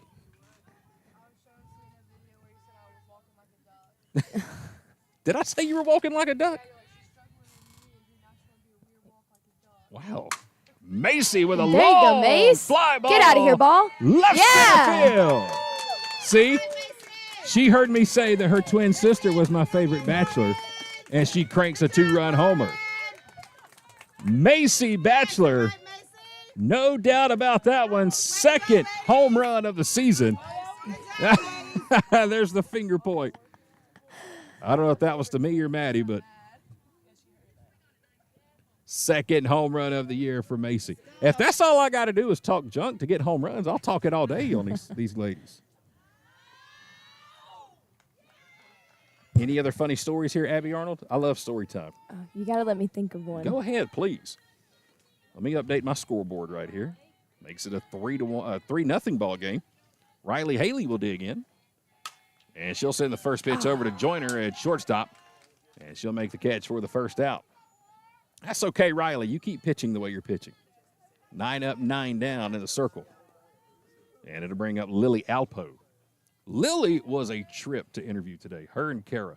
I had an absolute blast. Never knew she was the big Elvis fan she is.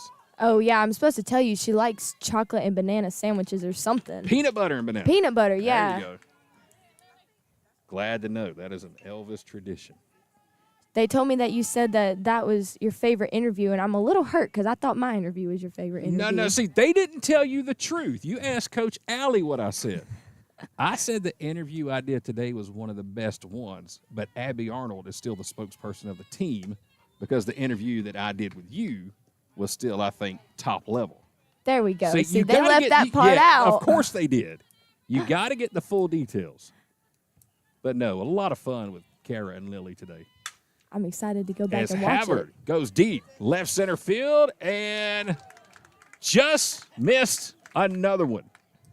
That is the 2nd one today that she has just missed hitting out of the ballpark. But that'll do it for the Highlanders. here in the bottom of the third inning. A 2-run shot off the bat of Macy Batchelor makes it a 3-0 ball game as we go to the top of inning number 4. All right, let's welcome you back inside the broadcast booth. Abby Arnold is here with me. Show up. You showed these folks over here a bruise earlier today. Oh, do you want to see it? Is it hard to take that off? Because the bruise was so huge. Like, I'm blind as a bat. Like, I should really be an umpire in a living. That's how terrible my vision is. But I saw that bruise from a long way away. It's actually gotten a lot better, but it's still. Look at that. Man, yeah, you can see that good. Oh, holy I'm trying cow. to get it in the there camera. It is. Yeah. So, all right, so part of that is broke, fractured, or what's show? So, you got to show. I'm a visual person. My radius is broken right here, like on the neck of the radius, and then somewhere in my humerus there's a fracture. They didn't really show me where. So the bone above my elbow and the bone below my elbow. Goodness, but no surgery though. No surgery. How did you get out of that? I don't know, but I've got 2 opinions, and both of them said that I just needed some physical therapy. I've never heard of a broken bone or stuff like that, and no kind of surgery involved in it. Yeah, everybody was a little shocked. Kind of lucky. Yes. I say lucky, but you did get hurt and out for the season. Top of the order, Michaela Edwards is at the plate. And she'll slap one to the right side for a base hit. Underneath the glove of Abby Havard. And that'll be the first base hit of the ball game for the Hawks. A leadoff single opposite field off the bat of Michaela Edwards. And there goes the no-hitter. There goes the perfect game. All in one swing. And it'll bring up the pitcher, Kate Newman. She flew out to center field almost like everybody did here in the ball game so far. She'll show bunt here right back to the circle. Haley's got it over to first in time. The sac bunt works like a charm. It'll move the runner up to second. And now the Hawks with a runner in scoring position. Well, Abby, you've had a chance this year to see every team in the conference. We're sitting at 12-3 right now, currently holding the number 2 spot. What are your thoughts on the end of the regular season? Of course, conference play going to be coming up in a couple of weeks. Where do you think we stand? I think we've got a really good chance to definitely win conference. We got to take care of GMC. If we can do that, we'll be set. When we went over there last year, did we split? Didn't we win one, lose one in Milledgeville last year? I believe so. I know it was like 137 degrees over there that day. Yes. And I don't know what their dirt is, but their dirt, it will like turn your clothes black. It's weird. Really? Yes. I don't like it. Joyner slaps one to left field, so second base hit of the inning. And now runners are going to be on the corners with one out for the first baseman, Savannah Gomet. GMC and Gordon State next Wednesday, 4 p.m. and 6 p.m. in Milledgeville. I'm going to try to make that game. Oh, no, I can't. Never mind. I got a Braves game. We got like a 12 o'clock game with the Braves next Wednesday. It's a weird time. Runner goes, throw to second. Is going to be cut off by Kara Bishop. But Edwards, the base runner at third, did not take the bait.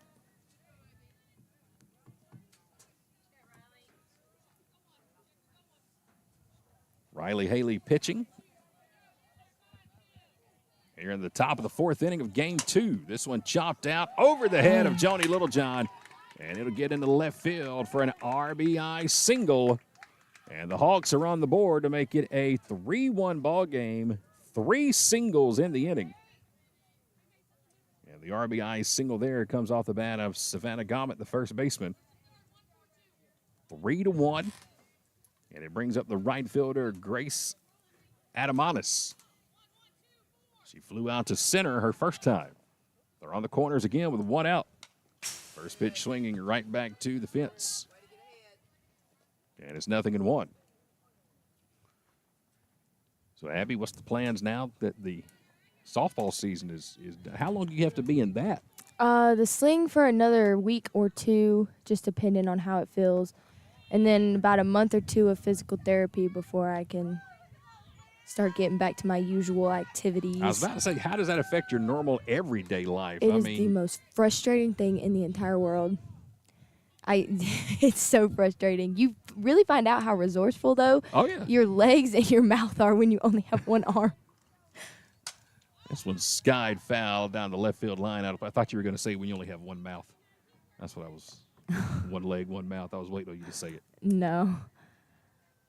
I know. I have to have. My teammates have been awesome, though, helping me pull up my hair and stuff like that. It's great to have good teammates. Yes, I'm very thankful for them. Here's the 1-2. Popped up, foul territory, third base line, and Joni's got it for the second out. So Adamanis pops foul down the third base line. See, that's why I just don't have hair. You don't have to worry about your teammates fixing it. Mac washed it for me the other day. We put one of those wooden chairs from the dorm in the shower, and I sat there in my clothes, and she washed my hair. That was nice of Mac. It was very nice of Mac. Here's Zoe Irby with 2 down, runners at second and third. She'll send one out to right center field over the head of Lauren Wilcher. 1 run will come in, 2 runs will come in, and we are tied at 3.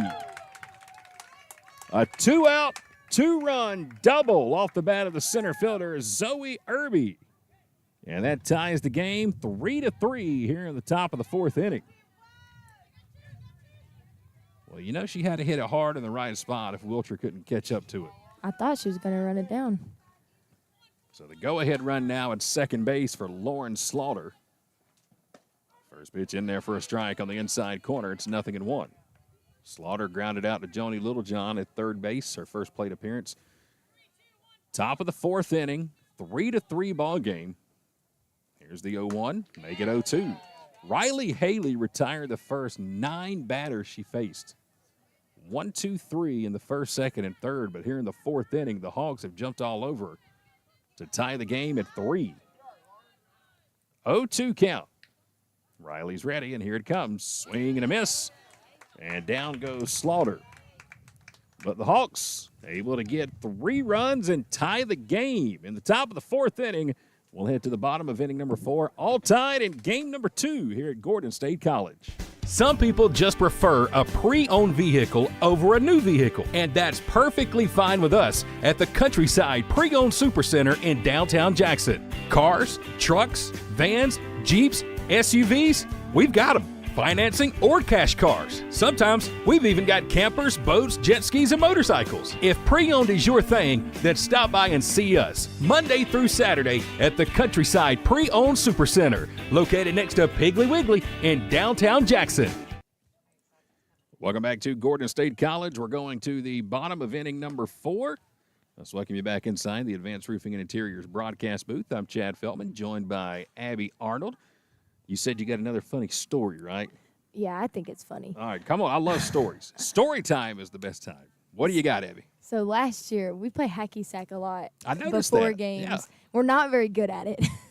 But luckily this year we've got Kara. She's a soccer player. She's pretty good at it. Okay. But last year, there was one, they kicked it up, and I went up to kick it, and my feet came out from under me. And I fell flat on my back, and it was really funny. That would be something, injured by hacky sack. Can you imagine? That'd be something I would do, a non-softball injury. Here we go in the bottom of the 4th inning, 3-3 ball game. Kaylee McDonald, first pitch swinging, slaps it down the right field line. And Kaylee McDonald is 2 for 2 in the ball game. A line drive down the right field line, and the leadoff batter is on. And it'll bring up the third baseman, Joni Littlejohn. Joni also singled her first time up, right back through the box. She's batting 7th in the lineup, playing third base here in game number 2. 3-3 in the bottom of the 4th. She'll show bunt, gets it down. It's a beauty over to third. Third to first is in plenty of time by Michaela Edwards. I tell you, South Georgia's got them a good third baseman, too. Michaela Edwards has had a really good day today over at third. A couple of really hard-hit balls her way. Kayla probably don't remember me, but my sister played with her for a long time when she was younger. She's always been a really good athlete. Yeah, she's a really good third baseman. Anna Baldwin will step up now. First pitch in there for a strike, and it's 0-1.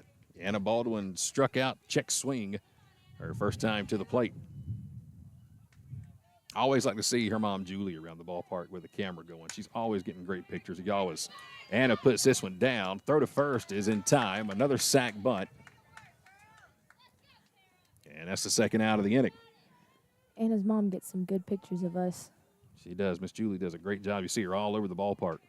She brings her step stool. Yeah, Does she really? Yes, I'll catch her peeking at her head over the fence over there. And right. Here's Kara Bishop. First pitch swinging. And she'll send it to center field for a 2-out RBI single.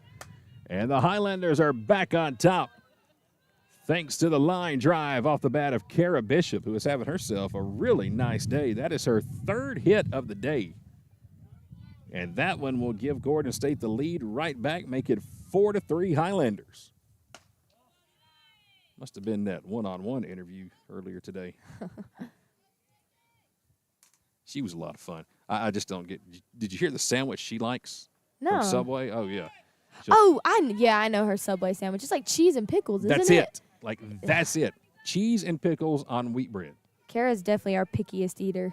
And she's got to have a watermelon Red Bull every morning. Yes. So that was a lot of fun learning about Kara and Lily today. Yeah, I love Kara and Lily. Kara's really interesting. Wilcher sends this one out toward left field. It's going to one-hop the fence. Kara Bishop will come in and score from second. And Lauren Wilcher has an RBI double.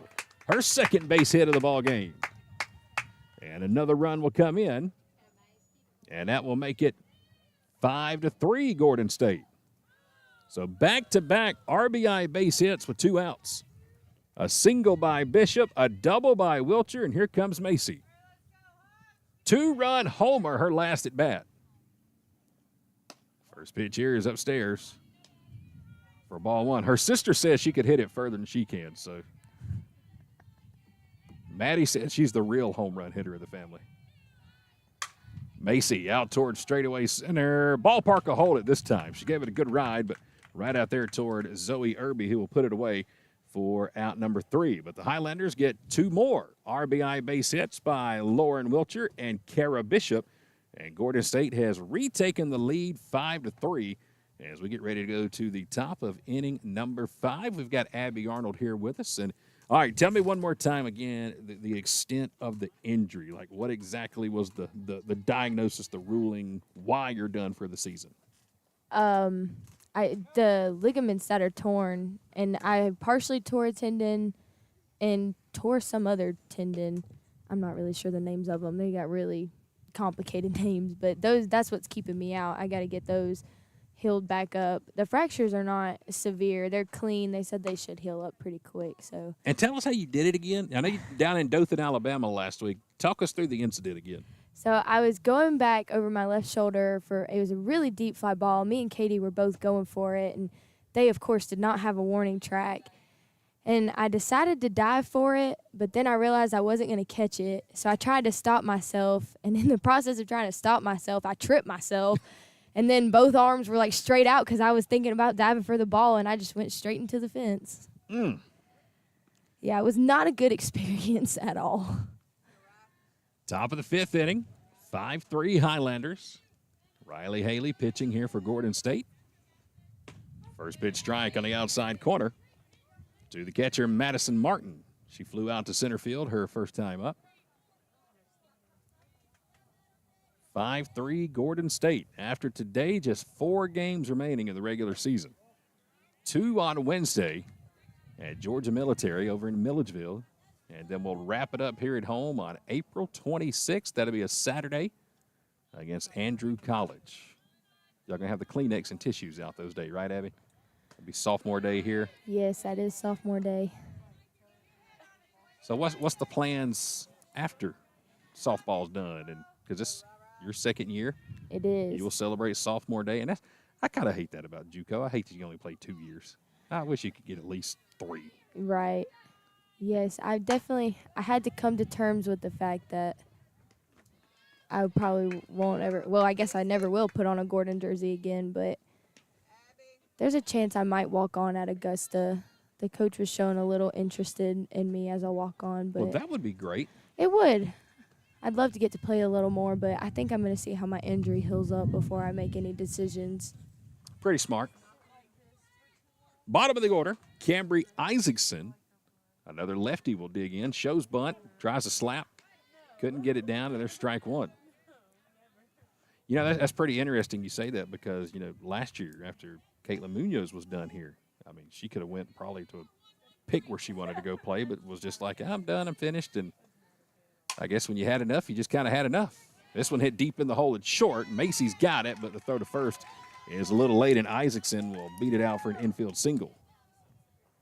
Have you got to that point in your life yet where you're kind of like, I've played long enough, or you still got the fire of, I want to get out there 7 days a week and, play it like I did 10 years ago? That's me. I still have that fire. I don't feel ready to be done, but sorry. You're good. Michaela Edwards pops it out of play for strike one. That was before I got hurt. Now I'm so undecided. I just don't know what to do. But this was your second injury of the year. You started the year, I think it was elbow injury, right? It was my you other. Missed, the first third of the year almost, something like that? Yeah, I have actually dislocated both my elbows now. This one popped up weekly over to Kara at second. That's the second out of the inning. Dislocated my right one when I was in third grade, and I've kind of had trouble with it, just throwing a whole bunch ever since then. In the beginning of the season, my arm started going numb while I was trying to throw the ball, and it wouldn't make it past the pitcher circle, so I had to rest it for several weeks and get some physical therapy in. I would have been terrified. Yeah, it was a little scary. Kate Newman will dig in. Runner goes to second. Throw is on the mark, and in time. Anna Baldwin showing off the gun behind home plate, throwing out Isaacson, and that is the third out of the inning. So the Hawks get one on, but they run themselves out of the top of the fifth. We'll go to the bottom of inning number 5. It's still a 2-run lead. Highlanders on top, 5-3 in game 2. Regardless of what legal situation you find yourself in, the Sellers Law Firm is here for you. Our experienced office offers a wide range of legal services focusing on the issues that matter the most to you. At the Sellers Law Firm, you are not just a client, you are family. Our firm believes that cases should be handled with dedication, compassion, and integrity.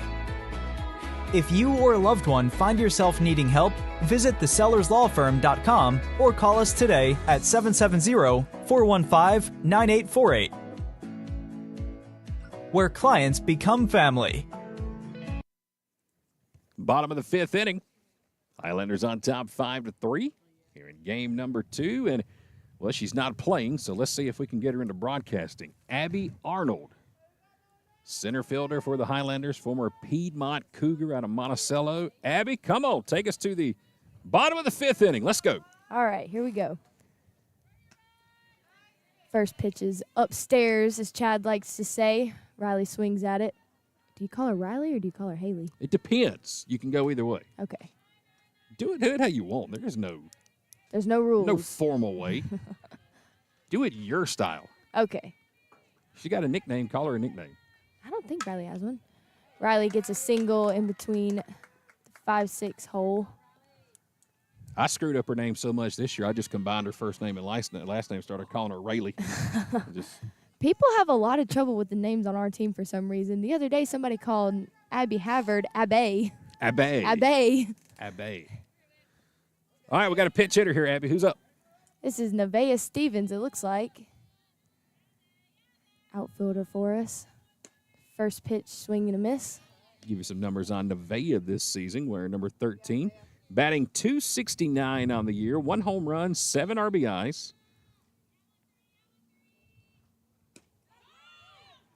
Pitch is in for a strike. Throw down to second is behind, and Riley Haley's going to get in with a stolen base. Big thank you to, I believe, her boyfriend named Eli. Veas, yeah. Yes. He pulled me out of the mud when I got stuck out here on Valentine's night that night. After Coach Nikki's husband, Harley, got stuck trying to pull me out. We went from 1 truck stuck to 2 trucks stuck, and thankfully Nevaeh and her boyfriend were still around, and he came and played savior. Here's the 0-2 outside, and there's ball 1. That was a really crappy Valentine's Day. I'm sitting here. I heard you, yeah. 10 minutes before the game start, computer just crashed. We lost the game. Got stuck out in the grass. Did we lose that game? Yeah. Who were we playing that day? I think that was Gaston, wasn't it? It probably was. I think like it was Gaston. I have to go back and see, but it was a terrible Valentine's Day for me. Well, Chad, you made our Valentine's Day. Y'all don't know this because he won't take credit for it, but every year Chad makes sure to decorate our locker room or dugout and tell us a happy Valentine's Day with a little gift of a teddy bear and some chocolates. You're gonna miss it. You won't. got to come back next year. I have to give you one.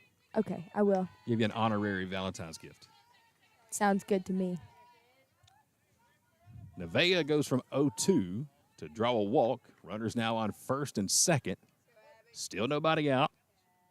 And the bottom of the fifth inning. All right, Abby, I know you can hear me at the plate. Twice today, she's just nearly missed a home run. She's due.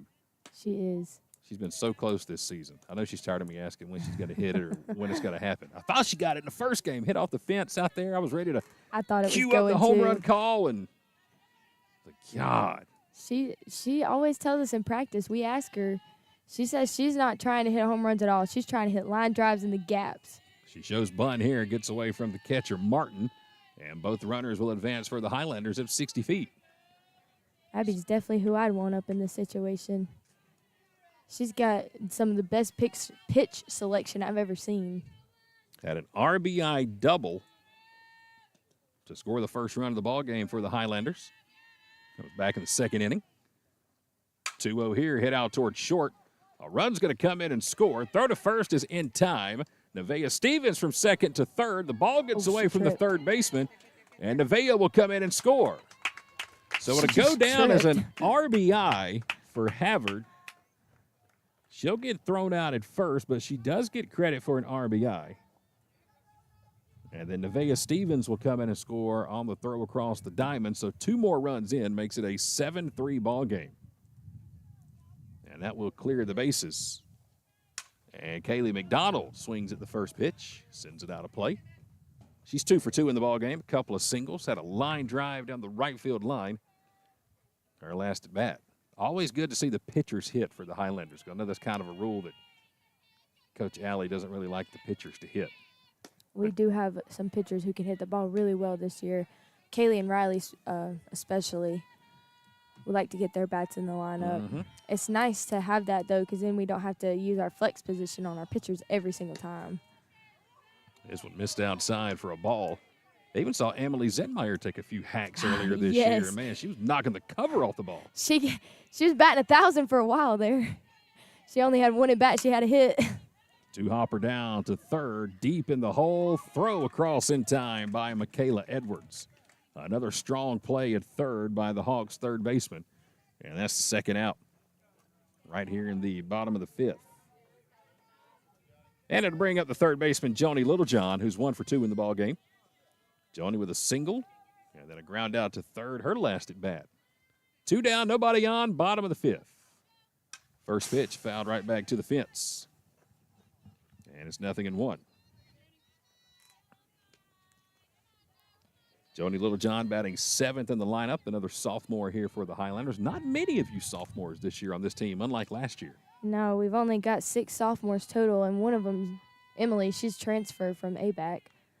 We love her, though. Glad to have her here. Joni with a line drive, but right to the shortstop, Jessica Joyner.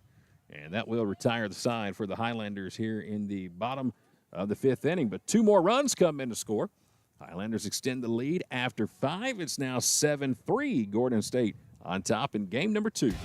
Spring is coming, and Countryside Mower in downtown Jackson is ready. We are the area's newest home for Gravely and Aaron's zero-turn mowers. Commercial or residential, we have over 200 brand new models in stock ready for delivery today. 0% financing and monthly payments starting under $100 per month are available with approved credit. See all of our models online at countrysidemower.com or come see them in person. Monday through Saturday, next to Piggly Wiggly in downtown Jackson. Regardless of what legal situation you find yourself in, the Sellers Law Firm is here for you. Our experienced office offers a wide range of legal services focusing on the issues that matter the most to you. At the Sellers Law Firm, you are not just a client, you are family. Our firm believes that cases should be handled with dedication, compassion, and integrity. If you or a loved one find yourself needing help, visit thesellerslawfirm.com or call us today at 770-415-9848. Where clients become family. Top of the 6th inning, it's 7-3. Highlanders on top in game number 2. Highlanders won the first game today 9-1 in 5 innings. Top of the 6th, first pitch swung on and fouled off by the pitcher Kate Newman. 2-3-4 spot due up in the batting order here for the Hawks. Kate Newman, Jessica Joyner, and the first baseman Savannah Gomet. After going down in order the first 3 innings, Hawks scored 3 in the 4th as Newman fouls this one out of play, front row of the fans. And let's see, right over toward the Bachelors. Is that Jeff who made the error? I won't blame it on Macy and Maddie's mom, Mel. I'll blame that on Jeff. He's got to make that catch. He knows better.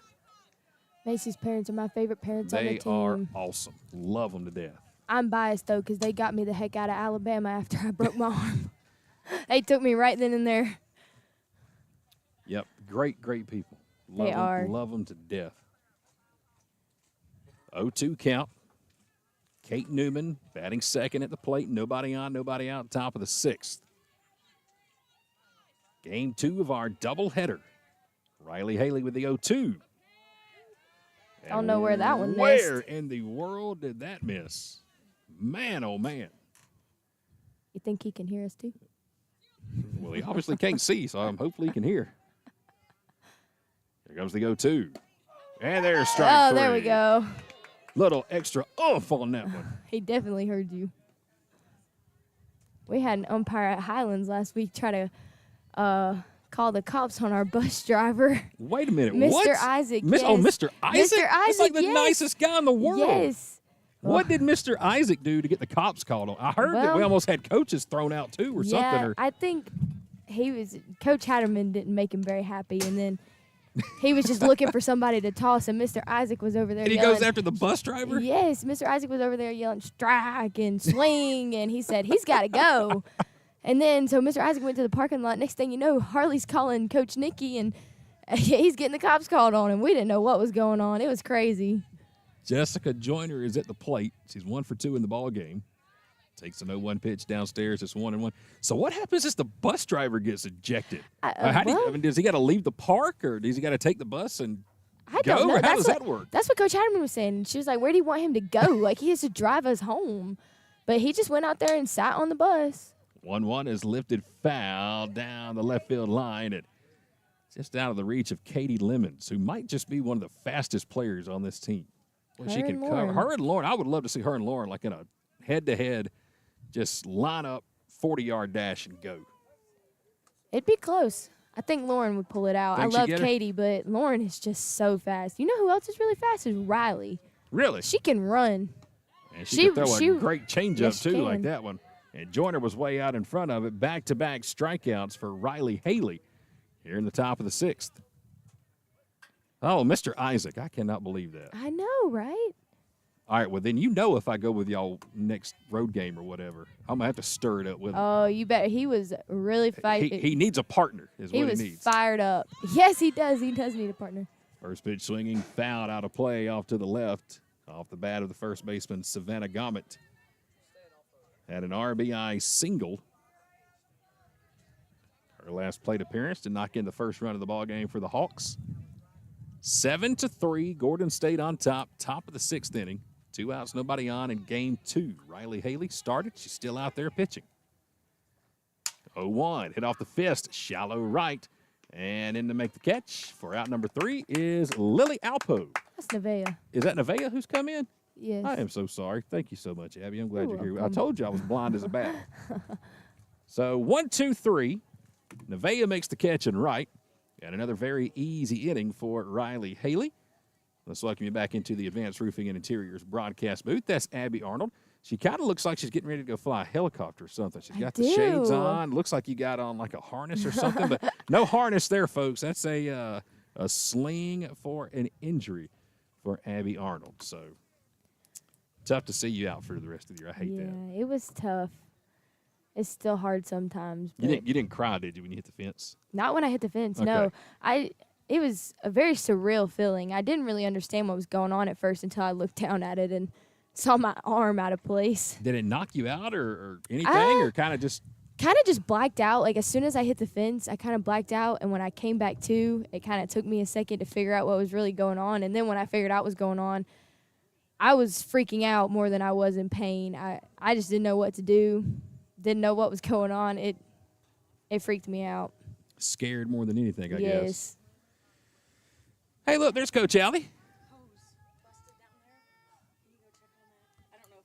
Bottom of the 6th inning. It is 7-3. Gordon State is on top.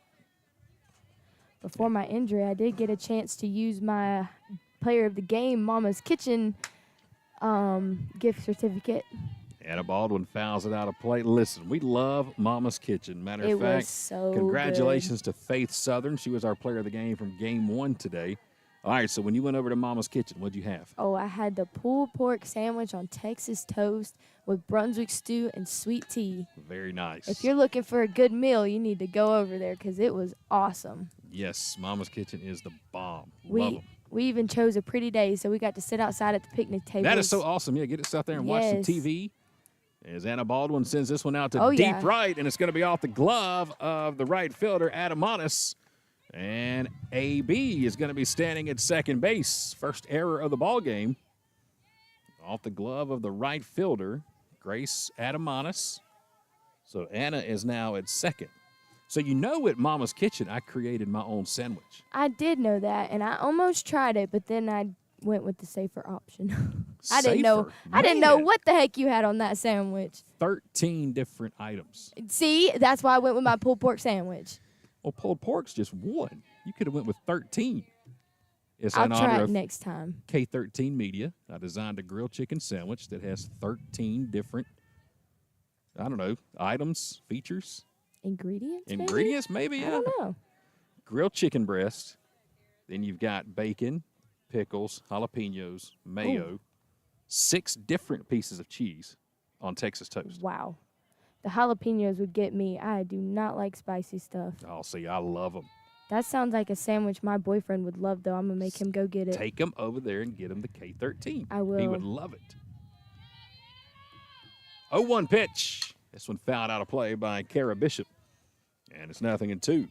Again, Kara's had a pretty good day and 5 plate appearances in the 2 games today. She's got 3 base hits, 2 singles, a double, and 2 RBIs on the day.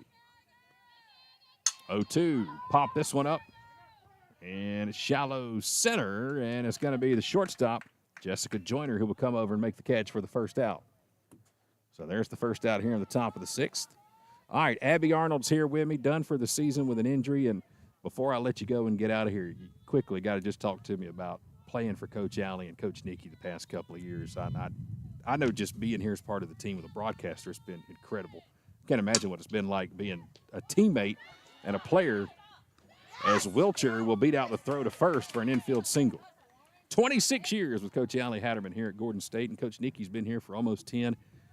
I would imagine it's been pretty fun playing for those two. They're awesome. They are the best coaches I've ever had. They not only care about what happens on the field, but they care about us off the field and how we're doing.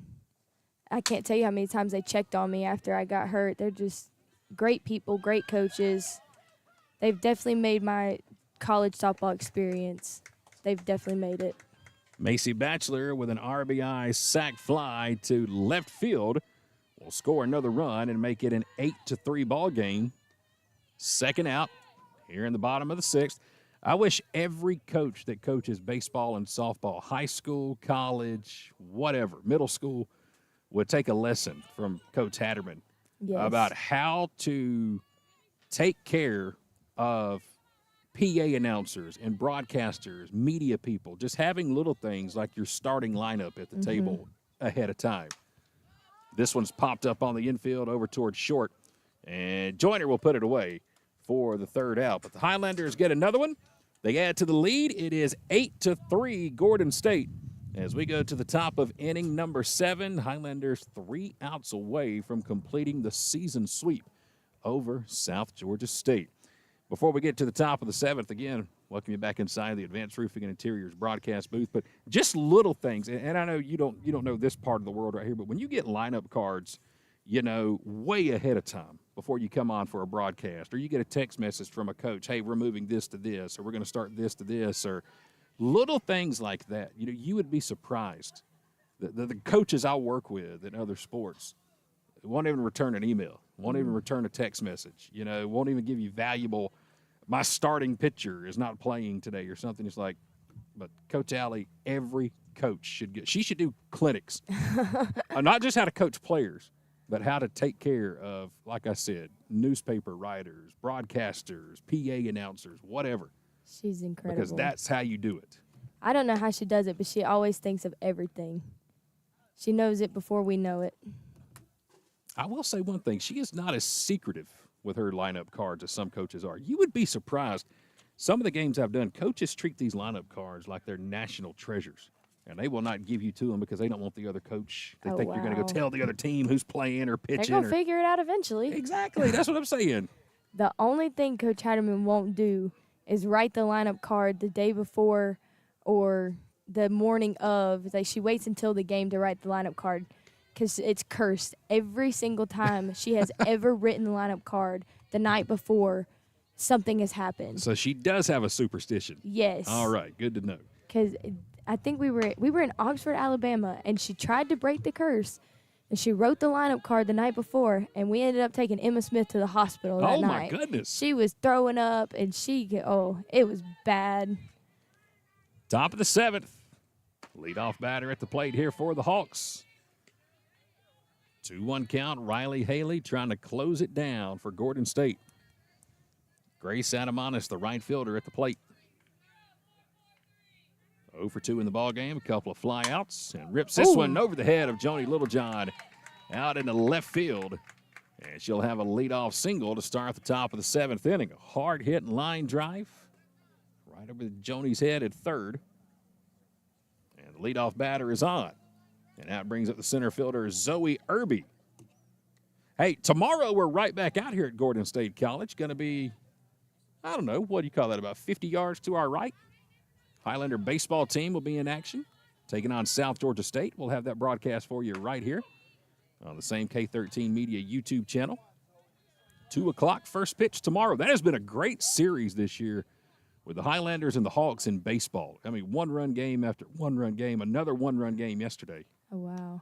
And we'll have a game tomorrow, just one, not a doubleheader. 2 o'clock, first pitch, Highlanders and the Hawks. Down to the final week and a half of the regular season for baseball and softball. And then conference tournament. I'm glad the conference tournament much closer to us this year. Yes. At Strong Rock instead of going all the way to Cartersville. I am definitely excited about that. I'm also excited to not have to play on turf. That was another thing I wanted to ask because I heard some of you girls last year up there talking about just how hot the turf was at Georgia Highlands. Just insanely hot. I could sit here and list like 30 reasons why I hate turf. Well, give me like your top 3 because it looks great, but I just don't know about a ball field that doesn't have dirt, at least around the base path. Thank you. It's just everybody tells me I'm crazy for this, but it's hot. It will literally melt your shoes. When you're running bases, you slip all the time. You can't hook slide because you'll go past the base. Yeah, that's true. And you can't really get your hand on the base. I think it completely changes the fundamentals of the game. Like in the outfield, especially, I mean, if you're not 100% catching the ball, you have to stop and let it drop so it don't bounce over your head. And then fielding ground balls, I don't like the way it hops off the turf. It changes the way bunts are laid down. I don't like it. Tell me how you really feel. I hate turf. My teammates disagree. Most of them do. So they like it? They say I never played on it. It wasn't around, I'm old as dirt, so we literally had dirt. That's all we had. We didn't even have lights when I played. Really? Yeah, it was. Oh, wow. We played all of our games like at 4 o'clock in the afternoon. Wow. Swing and a miss, another strikeout. And Yeah. down goes Slaughter for the second time today. That is the second out in the 7th, and now the Highlanders 1 out away from the victory in game number 2. It will bring up the catcher, Madison Martin, who is 0 for 2 in the ballgame, a fly out and a ground out. 2 down, runner at first. First pitch outside for ball 1. Highlanders on top 8-3. trying to stay within 2 games of Georgia Military as we get ready for that doubleheader Wednesday in Milledgeville. There's the 1-0 from Haley. That's outside for ball 2. That's a good pitch. Both teams, Gordon State and Georgia Military, have common losses to Georgia Highlands, who quietly is sitting at 10-4 in the conference standings. 2-0s outside is 3-0. And then it's just been a tough year for Andrew College this year. 0-14 in the conference, 0-33 overall. Yeah, I don't really know what's going on down there. I think they have a hard time recruiting girls in there. 3-0 misses outside, and it's a 4-pitch walk to Madison Martin. So for the moment, the game is extended, and we're at the bottom of the order, and it'll bring up the second baseman, Cambry Isaacson. She's 1 for 2 in the ball game, a fly out to center, and a single. Highlanders need 1 out. Won the first game 9-1, winning this one 8-3 in the top of the 7th. First pitch upstairs, and there's another ball. That's 5 in a row from Riley Haley. She is not missing by much. I mean, that one right there could have went either way, right at the belt. Runners on first and second, 2 outs. Here's the 1-0. And there's a ball. And Riley right now, you can see the smile on her face through that face mask. It's kind of like, you got to be kidding me. Where am I missing? 2-0 count. Here it comes. There's ball 3. That was a little high. And that's 7 straight. All right, Coach Abby Arnold, what are you going out to say to your pitcher right now? Try to get her focused back in. Take it 1 pitch at a time. Let your defense worry about it. 3-0s in for a strike. She listened and it worked. She heard you from here. 3-1 count. Bottom of the order, number 9 spot, Cambry Isaacson at the plate. 2 down. Here's the 3-1. Make it 3-2. Right down the middle, and the count's full. And now the Highlanders 1 strike away from victory. 3 balls, 2 strikes, 2 outs. Runners will be going. Haley's ready. The payoff pitch. Tapper right back to the pitcher. Riley's throw to first is in time. And the Highlanders are going to win it by a final of 8-3. So Gordon State does complete the sweep. They win game 1 9-1. And they'll win game number 2 by the final of 8-3. That's my cue. Time for Abby Arnold to go. Thank you for coming and joining me. Thank you for letting me. You did great. Thank you. You should come back anytime. All right. Had a lot of fun, and hopefully you get to healing better. And hopefully you get to healing and get better very soon. I promise I know what I'm talking about sometimes. Great to see you, and take care of that thing, okay? I will. Thank Abby you. Arnold checking out here. Highlanders win it today in game 1 and game 2. Your final 9-1 in the first one, 8-3 in the second. We'll take a timeout. When we come back, we will give out the award for our player of the game for game number 2. We'll do that right after this timeout from Gordon State College. Campus life at Gordon State College is all about moving forward together. With a vibrant student community and hundreds of organized activities, there's no limit to how much you can get involved. At our Student Activity and Recreation Center, meet up with friends to play video games, start a workout regimen, and even host a movie night. Join an intercollegiate or club sports program like baseball, basketball, volleyball, or golf. Break a sweat with your favorite intramural sport, fitness squad, or one-on-one match. Or grab a group of friends and cheer on your Highlanders from the stands. Beyond academics, Highlander Nation is a place to connect with one another and build lifelong friendships. Get involved with a student organization or a club that aligns with your passions. Students can connect with our community through theater productions, service projects, or speaker series. Whether you live on campus or off, students can enjoy it all. Learn more about getting involved in Gordon State College campus life. Visit the Student Life Office today.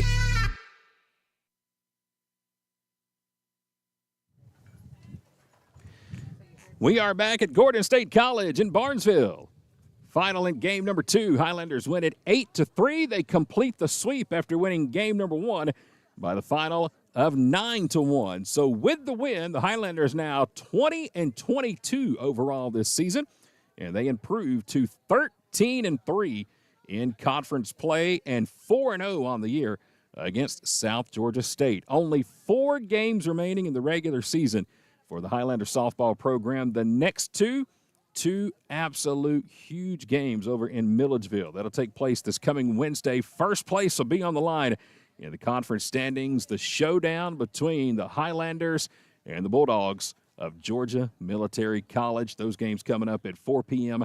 and 6 p.m. in Milledgeville on Wednesday. Our final home game will be coming up on Saturday, April the 26th, right here at Gordon State College. The Highlanders will welcome in Andrew College for Sophomore Day on Saturday, September the 26th. Final thing left to do here tonight is give out the award for our player of the game in game number 2, presented by Mama's Kitchen here in Barnesville. Defensively in game number 2, she had 7 putouts in center field. At the plate in game number 2, she went 3 for 4, 2 singles, a double, and an RBI. Very busy game 2 for Lauren Wilcher, the freshman center fielder. She is our player of the game for game number 2, presented by Mama's Kitchen. She will join Faith Southern, who is our player of the game for game number 1, after Faith went 3 for 3 in the first game today with 4 RBIs. So congratulations to Faith Southern and Lauren Wilcher, today's players of the game, presented by Mama's Kitchen. All right, that'll wrap it up for us here today at Gordon State College. We are right back here tomorrow.